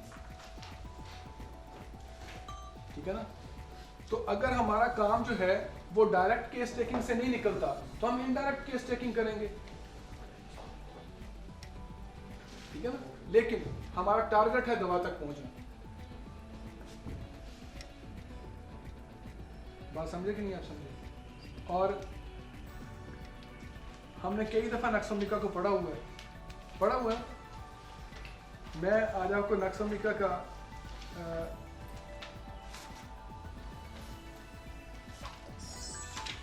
मेरे पास डॉक्टर साहब एक आती हैं, वो मेरी असिस्टेंट है। एक दफ़ा मुझे उन्होंने ऐसे बैठे बैठे ना तो मुझे सवाल किया कि डॉक्टर साहब कौन सा सिम्टम जो है ना रिलायबल सिम्टम होता है। ऐसी बात की जैसे हम बैठे हैं वैसे। तो मैंने कहा डॉक्टर साहब वो सिम्टम जिसको पढ़ के आपका दिल करे आए हाय हाय हाय अंदर से निकले। अब मैं उसको छेड़ता हूँ, लेकिन जब तुम सिम्टम पढ़ो ना कोई ऐसा मुझे भी पता चले, आप बैठे आए हाय हाय जरूर कर दिया करें, मुझे पता चले या वाह वाह कर दिया करें कि अंदर से वाह वाह निकले आपके, वो होता है सिम्टम। अब देखिए ना नक्सोमिका कितने लोग पढ़ते रहते हैं हम लोग। वो कहता है चिल्लीनेस इवन ड्यूरिंग हाई फीवर। जब फीवर हाई हो जाए तो चिल्लीनेस का क्या तुक बनता है? ऐसा होता है ना, चिल आती है फिर हाई फीवर होता है। जब हाई फीवर होता है तो चिल खत्म हो जाती है, लेकिन इसका ड्यूरिंग हाई फीवर भी चिल होता है। फीवर 104 होगा, पेशेंट का यकीन करें अनमोल मोती है इसके अंदर, पिक्यूलियर सिम्टम के खजाना है। डॉक्टर साहब ने मुझे कहा कि सर बैक्टीरिया मेडिका पर लेक्चर देना है, मैं तो इसके लिए रखा हुआ था, उन्होंने फिर एलर की नोट भी डाल दिया। तो मैंने कहा चलें उसका मैं इंट्रोडक्शन दे दूंगा, लेकिन आप अपने कोर्स में नेश लीडर को रखें और नेश लीडर में भी आपने दवा की समरी याद करनी है। अच्छा, समरी में भी देखना आपने यह है कि जो बहुत पिक्यूलियर सिम्टम है, वो जो हैरान कर देने वाला सिम्टम है, वो क्या है दवा का। वो जो हैरान कर देने वाला सिम्टम है असल में उस दवा का अनकॉमन सिम्टम है, तो जो उस दवा को दूसरी चीज दवाओं से मुमताज करता है, अलग करता है। नॉन लीनियर जी, नॉन लीनियर नॉन लीनियर। तो ये मेरा भाई चीज़ें हैं वो कि शायद आपको थोड़ी मुख्तसर भी लगती हो, या शायद इसका आप इसको कोई वज़न दे रहे हैं कि नहीं दे रहे हैं, लेकिन इसके अलावा और कोई चारा नहीं है आपके पास इस सिचुएशन से निकलने का जिसमें हम फंसे हुए हैं। छोटी छोटी दुआओं से शुरू करें। तो मेरे कारी साहब कहा करते थे, वो मुझे बचपन में बच्चों को नहीं पता होता, मेरे वाले साहब की ख्वाहिश थी कि मैं कुरान हिफ्ज़ करूं, तो मैं तो ना कर सका, निकम्मा नायल था, नहीं कर सका। लेकिन वो कारी साहब ने ना मुझे छोटी छोटी सूरतों से शुरू किया। मुझे ना बड़ी बड़ी सूरतों को पढ़ने का शौक़ होता था ऐसे ना एक दिमाग होता है बड़ी सूरत याद करके हम लोगों को सुनाऊंगा बड़ी सूरत याद की है, नहीं, उन्होंने कहा छोटी छोटी सूरतों से। मैंने उनको पूछा कि कारी साहब मुझे छोटी छोटी सूरतों से क्यों लगाया? वो कहते हैं इसलिए लगाया कि तुम्हारा ना स्टेमिना बन जाए। ये स्टेमिना बनाया जा रहा है आपका कि आप थोड़ा थोड़ा स्टेप लें। और जो मैंने बात हम कही है उस पर नाराज़ मेरा कोई दोस्त ना हो। मैंने आपको तो रियलिटी बताई है कि जो कुछ पीछे हमने कर लिया वो छोड़ दें। अगर आप डॉक्टर क्लास को भी समझते हैं तो मुझे मौका दे दें, एक साल 1.5 साल का जो हमारा पीरियड है इसका आपका, मैं समझता हूँ कि आपका सफ़र, आपका जर्नी ख़त्म हो गया। जो हम मारे फिर तो ज़ाहिर हम कुछ सीखने के लिए भाग रहे हैं ना, तो हमें कुछ नहीं मिल रहा, हमें सवाए पैसा खर्च करने के, ट्रैवलिंग के, क्या मिल रहा है? क्यों जी? तो अगर 4-5-6 लेक्चर आपकी प्रैक्टिस में बेहतरी आ जाती है तो आप उससे जो है ना बंदे से वक़्त ना ज़ाया करें। और ये ना सुने कोई कहता है ना ये यार वो फलां कुछ कह दे, यार वो ऐसे ऐसे वैसे, बस उनकी बात सुन के यहाँ सुना करें, इधर से निकाल दिया करें और मुझे आप फॉलो करें। मैं वही बात करूँगा जो ML सैंडल ने अपने शागिर्दों से की है।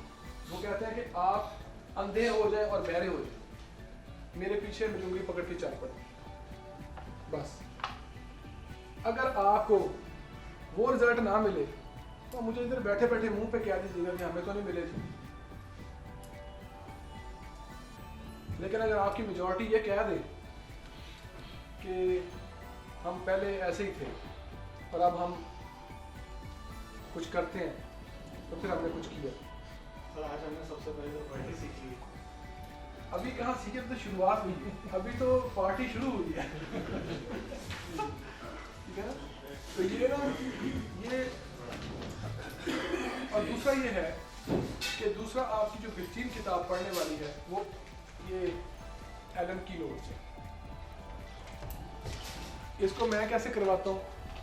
मैं बिल्कुल वही चीज़ आपको बता रहा हूँ जो मैं अपने बच्चों को बताता हूँ, वही चीज़। दवा ले लीडर से उसकी समरी पढ़े और माइंड उसका यहाँ से पढ़े, वहाँ से समरी पढ़े और दवा का माइंड इधर से पढ़े। और ये किताब दोस्तों के पास है? जी सर। किस किस के पास है? ये है? सर है, सिर्फ है। इसका सोर्स क्या है? अगर आप बतौर टीचर आपको ये बताना पड़े कि इस किताब का सोर्स क्या है,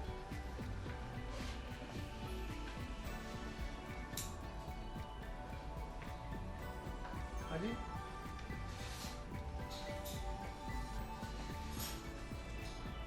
इसका सोर्स है हियरिंग गाइडिंग सिम्टम्स 10 वॉल्यूम उसके हैं। उसने 10 वॉल्यूम जो है ना हियरिंग के, उसकी समरी कर न्यू समरी, जितने भी मटेरियल मेडिकल लिखे गए ना सबका बात वही है। वही बात है। ये सोर्स इसका हियरिंग है और इसको पढ़ने का तरीका ये है, वो जो आपने देखी उसमें क्या देखना था, पिक्यूलियर सिम्टम, अनकॉमन चीज़ें जिस पे आपको हैरानी हो, ऐसे सिम्टम, और आपने वहाँ से सिर्फ समरी याद करनी है दवा की, पूरी दवा कोई नहीं पढ़नी। और आपको केस टेकिंग मैंने ऐसी सिखा देनी है कि आप उसको पकड़ लाएंगे दवाई को, जहाँ भी निकल आएगी दवाई आपकी। और हम यहाँ पर केस टेकिंग किया करेंगे, इंशाल्लाह। ठीक है ना इंशाल्लाह। आपके इलाके का एक मरीज़ ले लिया करेंगे, जी इंशाल्लाह। सही मरीज़, ठीक है ना, और उसको हम इस तरह करके काम उसको दवाई दिया करेंगे, उसका फॉलोअप भी आप नोट किया करेंगे, ठीक है ना। ये एक तो याद रखें कि हेयरिंग का इसका पीछे सोर्स है। इसको पढ़ने का तरीका ये है कि एलन की नोट्स जो है, जो एलन है जो अपनी पहली लाइन लिखता है वो बहुत ज़्यादा इम्पोर्टेंट है। उसकी कीमत जो है $1 मिलियन की है, पहली लाइन। आपने इसका जो पहला पैराग्राफ है या पहली लाइन है उसको बहुत ज़्यादा इंपॉर्टेंस देनी है, बहुत ज़्यादा इंपॉर्टेंस। मेरे पास ना एक पेशेंट, ऐसे हम बैठे हुए थे एक जगह पर, तो मेरे कोई डॉक्टर साहब थे, उन्होंने मुझे कहा कि यार पेशेंट एक आया वो ठीक नहीं हो रहा, वो आपको रेफ़र कर रहा है। मैंने उनको मजाक किया, मैंने कहा यार जो मरीज़ बदनाम करने वाला होता है मुझे आप दे देते हैं जिसने ठीक नहीं होना है, ऐसे दोस्तों में मजाक चलता है। मैंने कहा जिसने मुश्किल से ठीक होना है मुझे देते हैं। कहते यार मसला ये है ना, हमें ना उसके ना रेपर्टरी से कुछ सिम्टम निकल गया उसको भेज दिया मेरे पास हाफिज़ साहब। तो वो सिम्टम क्या था उसका, वो कहता जी मुझे ना नफ्सियाती मसला है। मैंने कहा क्या मसला है? कहता मसला ये है कि अगर मैं ये मेरे सामने गिलास पड़ा हुआ है, मेरी एक ना ख्यालात की ट्रेन चल पड़ती है, ये गिलास कैसे बना हुआ होगा, किस फैक्ट्री से बना होगा, किस प्रोसेस से गुजरा होगा। कहते मैं इसको ना इसको एक तरफ रखने की कोशिश करता हूँ लेकिन नहीं जाता मेरा ख्याल। ये प्लास्टिक की बोतल देखी, ये कैसे कलेक्ट किया होगा प्लास्टिक, फिर इसको रिफाइन किया होगा, किस फैक्ट्री से बना होगा, ये ऐसे बना होगा, इसका ढक्कन ऐसे बना होगा। जो चीज़ सामने उसके बारे में ना उसके एक पूरी मूवी चलती थी। और उसकी ये वर्डिंग थी कि डॉक्टर साहब मैं नॉन स्टॉप ट्रेन चलती है ख्यालों की, मेरा इसके ऊपर कोई कंट्रोल नहीं। कहते मुझे रात को नींद कोई नहीं आती। मैंने कहा क्यों? कहते ख्याल दिमाग में चल पड़े ना, फिर जनाब चल रही है ट्रेन ख्यालों की। अब उसकी पता नहीं किन किन लोगों ने काउंसलिंग्स की है, साइकाट्रिस्ट पता नहीं क्या क्या क्या उपचार करके ना वो तो अजाब में पड़ गया, दम करवाए, दरूद कराए, पता नहीं क्या क्या उसने करवाया। वो कहता जी मैं इतना टेंशन में आ गया हूँ, मैं सोचता हूँ ये ज़िंदगी है कोई, क्या ज़िंदगी है? एक मेरा मसला है जिसको मैं समझता भी हूँ, मैं कंट्रोल नहीं कर पाता।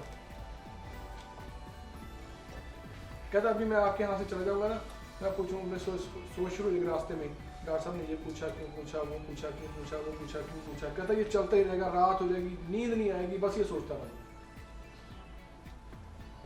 तो मुझे मेरी एक आदत और भी है जो आप में ट्रांसफ़र करना चाहता हूँ।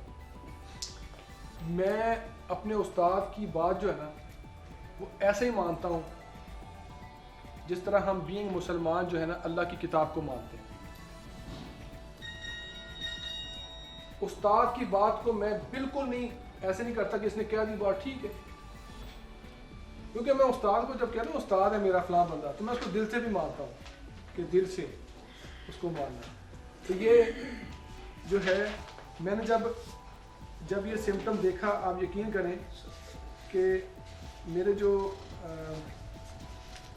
दिल से जो दुआ निकली अपने उस्ताद के लिए कि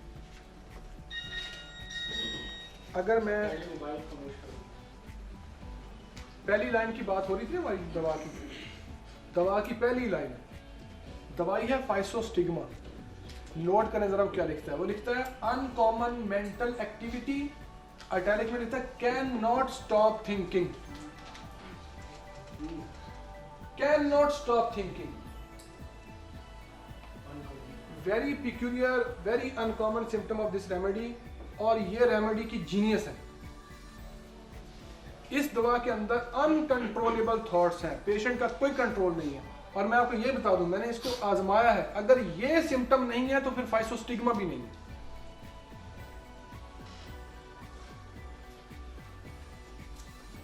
आप जब मैट्री मेडिका को पढ़ें, बस मेरी बात आपने ये माननी है कि इस लाइन को, पहले पैराग्राफ को, पहली लाइन को जरूर पढ़ना। सब समझ आ रही बात? और इसको बहुत इंपॉर्टेंस दें आप, और इसके अंदर जो भी ऑब्जर्वेशनल सिम्टम आए उसको भी नोट करें। हम केस टेकिंग पढ़ते हैं 3 हिस्सों में। मैं पढ़ाऊंगा direct case taking, indirect case taking and observation. Observation आपकी डायरेक्ट केस लेते हुए भी होगी, इनडायरेक्ट केस लेते हुए आपकी ऑब्जर्वेशन होगी, ठीक है ना। 3 स्टेप हैं केस टेकिंग के, वो हम करेंगे क्लासिकल में। अब ये जो ऑब्जर्वेशन क्या होती है, बाज़ औक़ात आपको जो है ना डायरेक्ट केस टेकिंग से कुछ मिलता है, ना इनडायरेक्ट केस टेकिंग से कुछ मिलता है, ना ऑब्जर्वेशन से कुछ मिलता है। ऑब्जर्वेशन ये है कि जब आप कुछ चीज़ देख लेते हैं, फर्स्ट करें ज़बान देख ली, नाखून देख लिए, या पेशेंट की कोई ऐसी हैबिट देख ली, तो वहाँ से आपको क्लू मिल जाता है। मेरे पास एक पेशेंट आया, मेरे बहुत अच्छे दोस्त ने भेजा, तो जब ये दोस्तों के केस आते हैं ना, या शागिर्दों के केस आते हैं, ये मेरे लिए ऊपर बहुत बड़ा दबाव होता है, क्योंकि वो कहेंगे लेंगी डॉक्टर के आगे इतनी बातें करते हैं, तो तो ठीक नहीं हुआ, एक दबाव होता है कि पढ़ाने वाले पर। तो केस आ गया तो मुझे ना कुछ ना बोला, मैं अपनी कुर्सी ना पीछे करके बैठ गया। मेरी वो डॉक्टर ना असिस्टेंट वो हंसने लगी, कहती सर उनकी है। मैं कहती मैं थक गया हूँ, मैं बस सांस ले लूँ जरा। कहते इसमें तो निकले कुछ नहीं है। मैंने कहा ओरिजिनल फेल्यूर का केस था। तो मैंने ना ऐसे बैठे बैठे मैंने कहा ज़बान दिखाओ, उसे ज़बान जब बाहर निकाली ना, मैं यकीन करें मैं वो मरीज़ था, एक उसके सामने डांस नहीं कर सका, अंदर से मेरे डांस शुरू हो गया था। रिलैक्स हो। हाँ, मैं अपनी खुशी का इज़हार ऐसे भी करता हूँ, ठीक है ना। मैं मेरे अंदर से एक हलचल हुई। मैंने कहा डॉक्टर साहब को डिस्पेंस में कहा आ रहे हो जी, कि केस हल हो गया। वो ज़बान देखी, ज़बान में था ये जो आपका होता है ना, क्या इसको कहते हैं, मेडियन सर्कस, ये बीच में जो एक लाइन होती है, ये कहते हैं इसको, हैं? मुझे बता दिया करें, मेरी ये टर्मिनोलॉजी बड़ी ख़राब है। ये चीज़ मेरी ख़राब है, मतलब ये मुझे समझ आती है। वो एक लाइन है सेंटर वाली, अच्छा, वो बड़ी डीप होती है, बहुत गहरा कट होता है। ये आपको लगता है मरीज की 2 ज़बानें। ये जो है ना, अगर सेंटर वाला कट डीप हो और ऐसा लगे जैसे 2 ज़बानें ना, बिल्कुल यूं कह लें कि ये आपकी पेंसिल है ना, आपकी जो आपके मेरे हाथ में थी,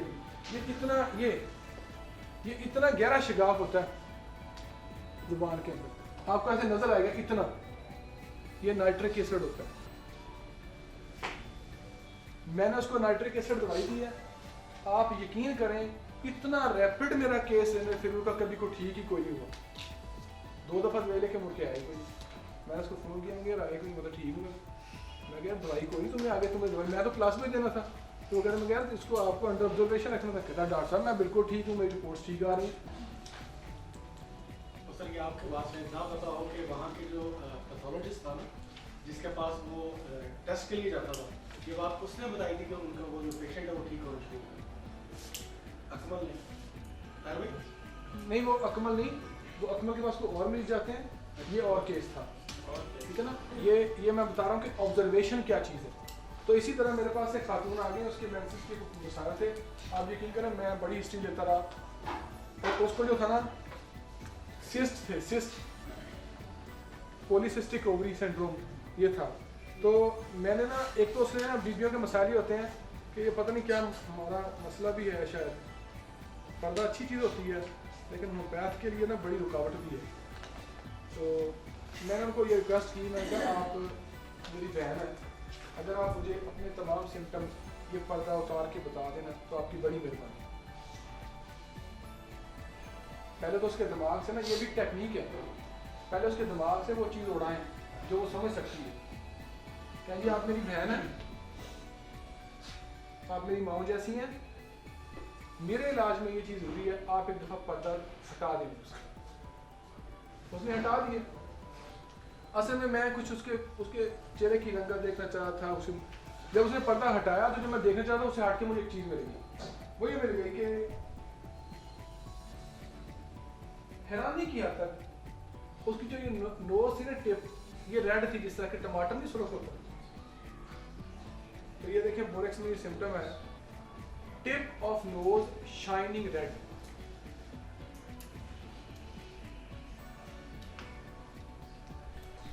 ऑब्जर्वेशनल सिम्टम जान होता है, क्योंकि मरीज ने बाद में बताना है। पहले जो आपको देख के समझ आ जाए वो कितनी ज़्यादा ब्यूटी है, ठीक है ना। तो लंबे चौड़े मसाइल में मैटेरिया मेडिका, वो मैटेरिया मेडिका, फला मैटेरिया मेडिका, मैं आपसे ये रिक्वेस्ट करता हूँ कि आप ना, मेरे लिए तमाम उस्ताद पढ़ाने वाले काबिल एहतराम हैं, लेकिन आप सिर्फ इतना सा मेरा साथ दे दें कि 2 साल उनको ना सुने। 2 साल के बाद, आज मैं इस हॉल में ही बात कह रहा हूँ, 2 साल के बाद वो आपके शागिर्द होंगे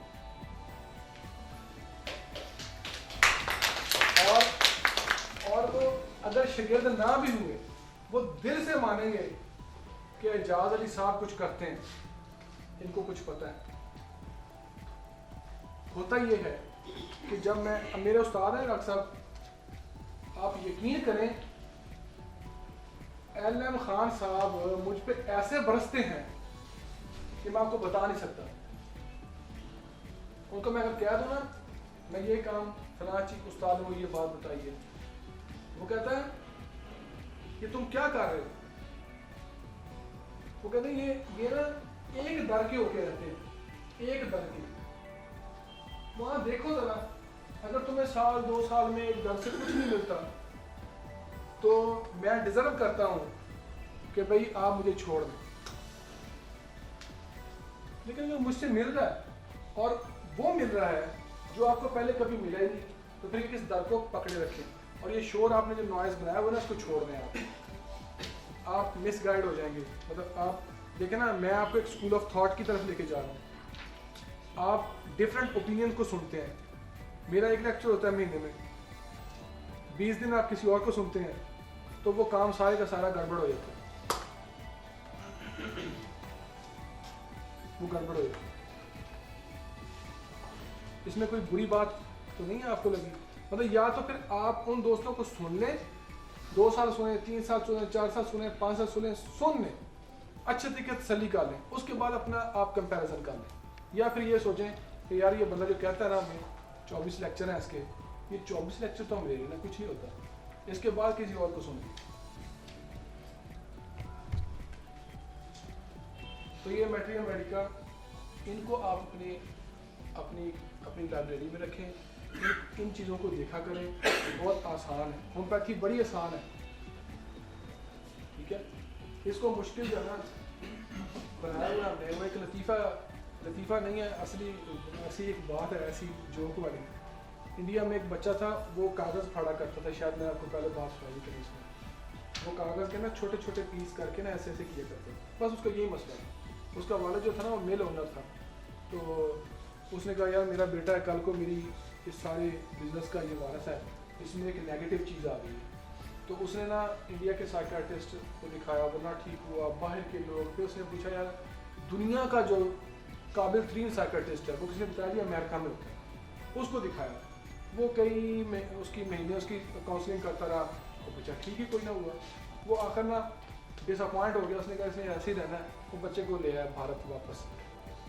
वो हिंदू थे, तो वहाँ पर एक मुसलमान था उनका दोस्त, उसने कहा यार तुम हिंदू हो, तुमने बात तो नहीं मानी, लेकिन हमारे एक बाबा जी हैं वो काम करते हैं, ये ठीक हो जाएगी। उसने कहा यार मैंने दुनिया के टॉप क्लास साइकियाट्रिस्टों को दिखाया है, तो बाबा क्या करेंगे यार, क्या कर सकता है बाबा?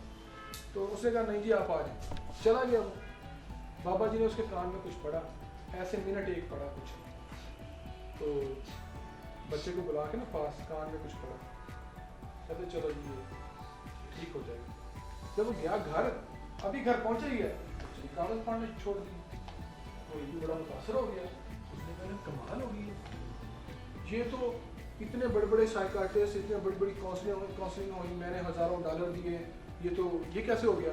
वो बाबे के लिए मिठाई भी लेके गया हफ्ते 2 हफ्ते के बाद, और कहा बाबा जी मुझे ये बात बताओ, आपने पढ़ के क्या फूंका काम? बाबा जी यार चले जाओ, मैंने कुछ नहीं पढ़ा। कहता नहीं बाबा जी मुझे बताया है। कहते यार मैंने बस इसके कान में ये कहा था जो इसको किसी ने नहीं कहा। मैंने कहा क्या? कहते क्या कहा? कहते मैंने कहा यार कागज ना पढ़ा करो। चीज़ें बहुत सिंपल होती हैं, बड़ी इजी होती हैं, बड़ी इजी होती हैं, उसको हमने कॉम्प्लिकेटेड बनाया होता है। समझ आ रही कि नहीं आ रही? अब मेरे घर में यकीन करें ये बाकायदा लड़ाई होती है बच्चों में। मेरे बच्चे जो है ना, मैंने उनको कंपेयर नहीं कभी किया कि आप ये करो, आप वो करो, वो करो, वो करो। मेरे बच्चे कहते हैं कि जब एलोपैथी कर कुछ नहीं सकती, हम देखते हैं हमारे बाप की प्रैक्टिस कैसी है, तो हमने और कुछ नहीं करना सिवाय होम्योपैथी। वो मेरा बेटा कहता है मुझे दाखिला मिले, अल्लाह का कहता है मुझे MBBS में दाखिला मिले। पहले वो दुआ करता है ना मिले, मेरे इतने नंबर ना आए। फिर कहता है जब मुझे दाखिला मिले मैं लेके दाखिला फिर छोड़ दूँ MBBS।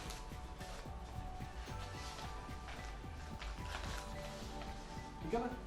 ये मैं कहता हूँ कि आप लोग भी अपने बच्चों को कॉन्फिडेंस दें, आने वाली जनरेशन को ये कॉन्फिडेंस दें कि नहीं यार होम्योपैथी में तो सब कुछ हम कर सकते हैं। तो फर्स्ट ऑफ ऑल वो जा क्यों रहा हैं? एलोपैथी में जा क्यों रहा? वो कहता है मैं इसको लेके छोड़ना चाहता हूँ, उसकी अपनी सोच। कहता है मैं ये लोग जो इसके पीछे भाग रहे हैं रात दिन मार रहे हैं, मैंने मेरिट लेना है, मेरिट लेना है, मेरिट। कहते हैं भाई मेरिट लेके करना क्या है? वो कहते हैं ये जो केस आपने वो ऑस्ट्रेलिया केस उनके सामने था, वो कहते हैं ये केस उनके तो छप्पे छूट गए थे, तो इस केस में हुए कुछ नहीं उनसे, तो फिर ऐसे MBBS डॉक्टर को हमें करना क्या है? बाकी आपको होम्योपैथी मना तो नहीं करती, एनाटॉमी फिजियोलॉजी पैथोलॉजी पढ़ने से डॉक्टर साहब पढ़ाते हैं, कोई भी मना नहीं करता। लेकिन आप ना इतनी है रिक्वेस्ट, ट्रैक पे जितना बता दिया उसको थोड़ा समझ लें, ज़्यादा समझ लें, लेकिन इन्हीं चीज़ों को आप पढ़ के एक दफ़ा देखें, 2 साल और किसी चीज़ को ना देखें। कम अज कम जो बिगिनर साथी हैं हमारे, जो बिल्कुल इसको शुरू कर रहे हैं, वो तो ऐसे कर लें। ठीक है कि नहीं? सही है। सर वो कुछ दोस्त नए हैं तो पार्टी के हवाले से थोड़ा सा एक बात मुझे पोइट्री एक तो मैं आपसे बात करना चाहता हूँ कि आप लोगों ने लिखा था 10 बजे का टाइम।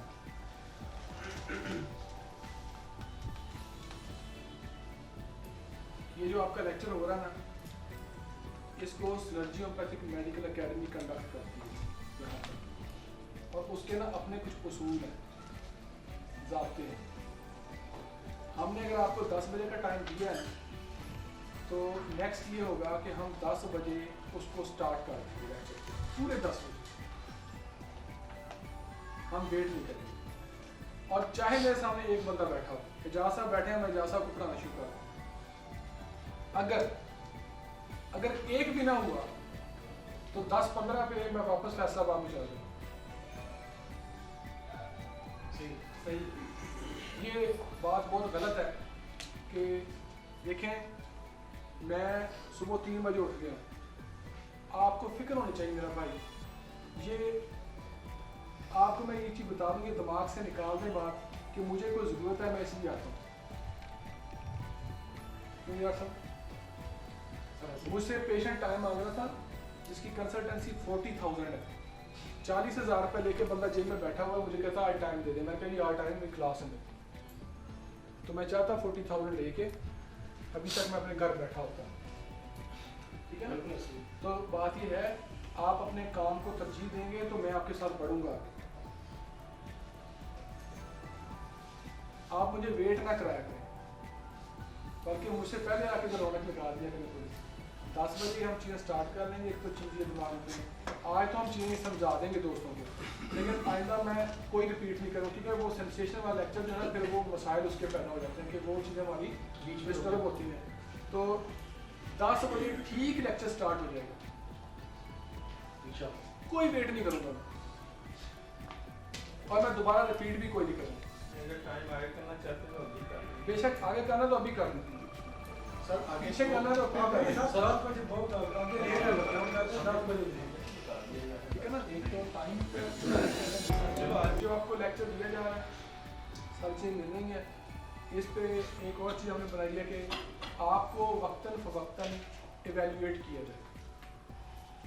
10 मिनट 20 मिनट का आपको एक सरप्राइज पेपर दिया जाए, आप वो पेपर करें। पेपर करने का तरीका ये है कि तमाम पुराने मेरे लेक्चर अपने पास रखें, आप एक दूसरे से पूछ के पेपर हल करें, क्योंकि आप सबका पेपर एक जैसा नहीं होगा। आपको मुख्तलिफ पेपर दिए जाएंगे, आप पूरा डाटा अपने पास पास रख लें, किताबें रख लें, कापियाँ रख लें, नकल मार के करें, पेपर आपका मुख्तलिफ होगा। एक दफ़ा मेरा अकेडमिक पेपर दे दिया और DHMS की तरह पेपर करने लग गया, मैं बैठ गया, मैं बाहर निकल गया, मुझे पता था गड़बड़ होनी है जब मैंने बाहर जाना, मैं अंदर रहा तो गड़बड़ नहीं होनी, मैं बाहर निकल गया, उसने एक ने जवाब पूछा 6वें तक की है, 6वें तक 6वें का नक्शा भी कर 7वें का 10, अब उसका छठा सातवां और था, इसका छठा सातवां और था, वो सबने गलत कर दिए, ठीक है ना। अब मुझे समझ आ गई कि ये जो होते ना, मैं बाहर निकल मुझे आवाज़ें आ रही थी जल्दी 10 यार 7वें तक की है, अच्छा वो एक बोले वो ये डॉक्टर साहब जैसे गलत करना सही करना, कहना सही कर दे चलो। अब ये ना, ये हमारी टेक्निक है कि हम पेपर देखें और उसकी वजह ये होती है कि 10-20 मिनट का पेपर नहीं होता, जस्ट आपकी वैल्यूएशन होती है। वो क्यों है, वो पेपर आपके हम संभाल के रखते रहते हैं, उसमें आपके 80% नंबर होने चाहिए, कोर्स ये सारे कर लेंगे, आखिरी फाइनल सर्टिफिकेट हम उसे देंगे अपनी शागिर्दी का जिसने 80% नंबर लिए हों, और मैं उसी को ऑन करूँगा जो बंदा सर्टिफिकेट वाला होगा। अगर मुझे पूछे कि फलां बंदे को आपने पढ़ाया था, मैं कहूँगा नहीं जी, वो आपकी क्लास में आता रहा, अभी देखें उसके क्लिनिक में सर्टिफिकेट है मेरा, जी है, फिर मेरा शागिर्द है। बेइज्जती ना करवाई जाए ना, मतलब वो कहेंगे ये क्या पढ़ा था आपने डॉक्टरी क्लास से, आपने तो कोई तब्दीली कोई नहीं आई, आपकी प्रैक्टिस में कोई तब्दीली नहीं आई। तो ये चीज़ है, ये सारी चीज़ें आप ज़हन में रखें। आपके टेस्ट पे बात हो गई है, तो आप पे ये भी बात होगी कि आप अवॉइड करेंगे, अब दोस्तों को मिलें ज़रूर, मिलने से कोई नहीं है, उनकी थ्योरीज़ को आपने इस्तेमाल नहीं करना। 2 साल के लिए आप पे तमाम दूसरे सॉन्ग जो है ना वो बंद है, सिर्फ द अदर सॉन्ग चलेगा, ठीक है ना। 2 साल कुछ नहीं करना, बेशक आप सारी दुनिया जो मर्जी करें आप, फिर मैं आपको नहीं रोकता, आपका दिल करेगा ना अगर, तो फिर आप पता क्या सोचने पर मजबूर हो जाएंगे, यार ये तो पता ही कुछ नहीं है इनको, ये आपका अंदर बोलेगा आपका जी, तो कुछ भी नहीं करते। और फिर यह कि मैं कोशिश करूँगा अगर आप मेरे साथ चले सही मानों में, तो मैं आपके इसी कमरे में वक्तन डायरेक्ट साराजन संकालन का लेक्चर भी करूँगा इंशाल्लाह। इसी तरह मतलब ये कि अब आप देखें कि मैं आपको किस तरह से एक बेहतरी की तरफ लेके जाना चाहता हूँ। अगर आप मेरे साथ चलेंगे तो मैं चलूँगा, इंशाल्लाह से नहीं आएंगे तो मैं नहीं आऊँगा। और दूसरी बात ये कि यहाँ पर दोस्त कोशिश करें कि जो दोस्त यहाँ बैठे हों आके वो वाइट गॉन में आए, या कम से कम 7 से जुड़ जाए। ये मैसेज है जी इंशाल्लाह। अच्छा, वाइट गॉन के असल हकदार आप हैं, वो तो है ही नहीं, वो तो ठीक ही नहीं करते हम तो हम क्यों जो है ना वो शिकार है कि जी हम जो ना इन लोगों को पता चलेगा, होटल में पता चलता है ये डॉक्टर्स आते हैं, यहाँ पर डॉक्टर्स की मीटिंग होती है। चलिए कौन से डॉक्टर्स आते हैं, ये जी होम्योपैथी के डॉक्टर्स आते हैं। अब उनको पता चलता है कि नहीं सिर्फ एलोपैथिक डॉक्टरों की कॉन्फ्रेंसेस नहीं होती, मीटिंग्स नहीं होती, होम्योपैथी भी आते हैं। ये लोग आपके मैसेंजर बन जाते हैं। चले साहब के पास नहीं गए, भुट्टा साहब के पास नहीं गए, मेरे पास नहीं आए कोई मरीज लेकर, लेकिन एक मैसेज तो इन लोगों में चला गया ना कि होम्योपैथी एक तरीका इलाज है। तो ये अपना थोड़ा सा करेंगे तो सर को मैं इंशाल्लाह आपके लेक्चर कुछ आगे चले जाएं, आपको कुछ इसका इल्म हो जाए, सेंसेशन मेथड का, दूसरी चीज़ों का। तो मैं सर को कहूँगा कि वो हमें ना थोड़ा सा आ करके आपसे लाइव बात करें, बात करेंगे। आप ना थोड़ा सा हिम्मत करके ना बढ़े मेरे साथ, कोई सवाल हो इस पर। 2 साल तमाम गाने नगमे आपके ऊपर बांध हैं, अगर मानते हैं कुछ मैं रोक तो नहीं सकता आके आपको, लेकिन मैं आपको उसी तरह से कह रहा हूँ जिस तरह से देखा नहीं अपने वालिदैन बच्चों को कहते हैं बाहर निकलना है, फलां बच्चे से नहीं खेलना, फलां के पास नहीं खेलना, फलां के पास नहीं खेलना। मुझे आपसे प्यार है, मैं इसलिए रोक रहा हूँ। इसको पॉजिटिव ले लें, इसको नेगेटिव ले लें, ये फिर आप पे डिपेंड करता है। लेकिन क्योंकि मैं नहीं चाहता कि यार आप लोग ना इस तरह से हो जाए कि बाकी मैं आपको गारंटी देता हूँ मेरे सामने ना कहा अलग से आप लोगों को किसी कोई ऐसा मोड़ आएगा जिंदगी आपको कहेंगे यार डॉक्टर साहब हमें भी कुछ बता दो वो मोड़ आएगा आपकी जिंदगी इंशाल्लाह।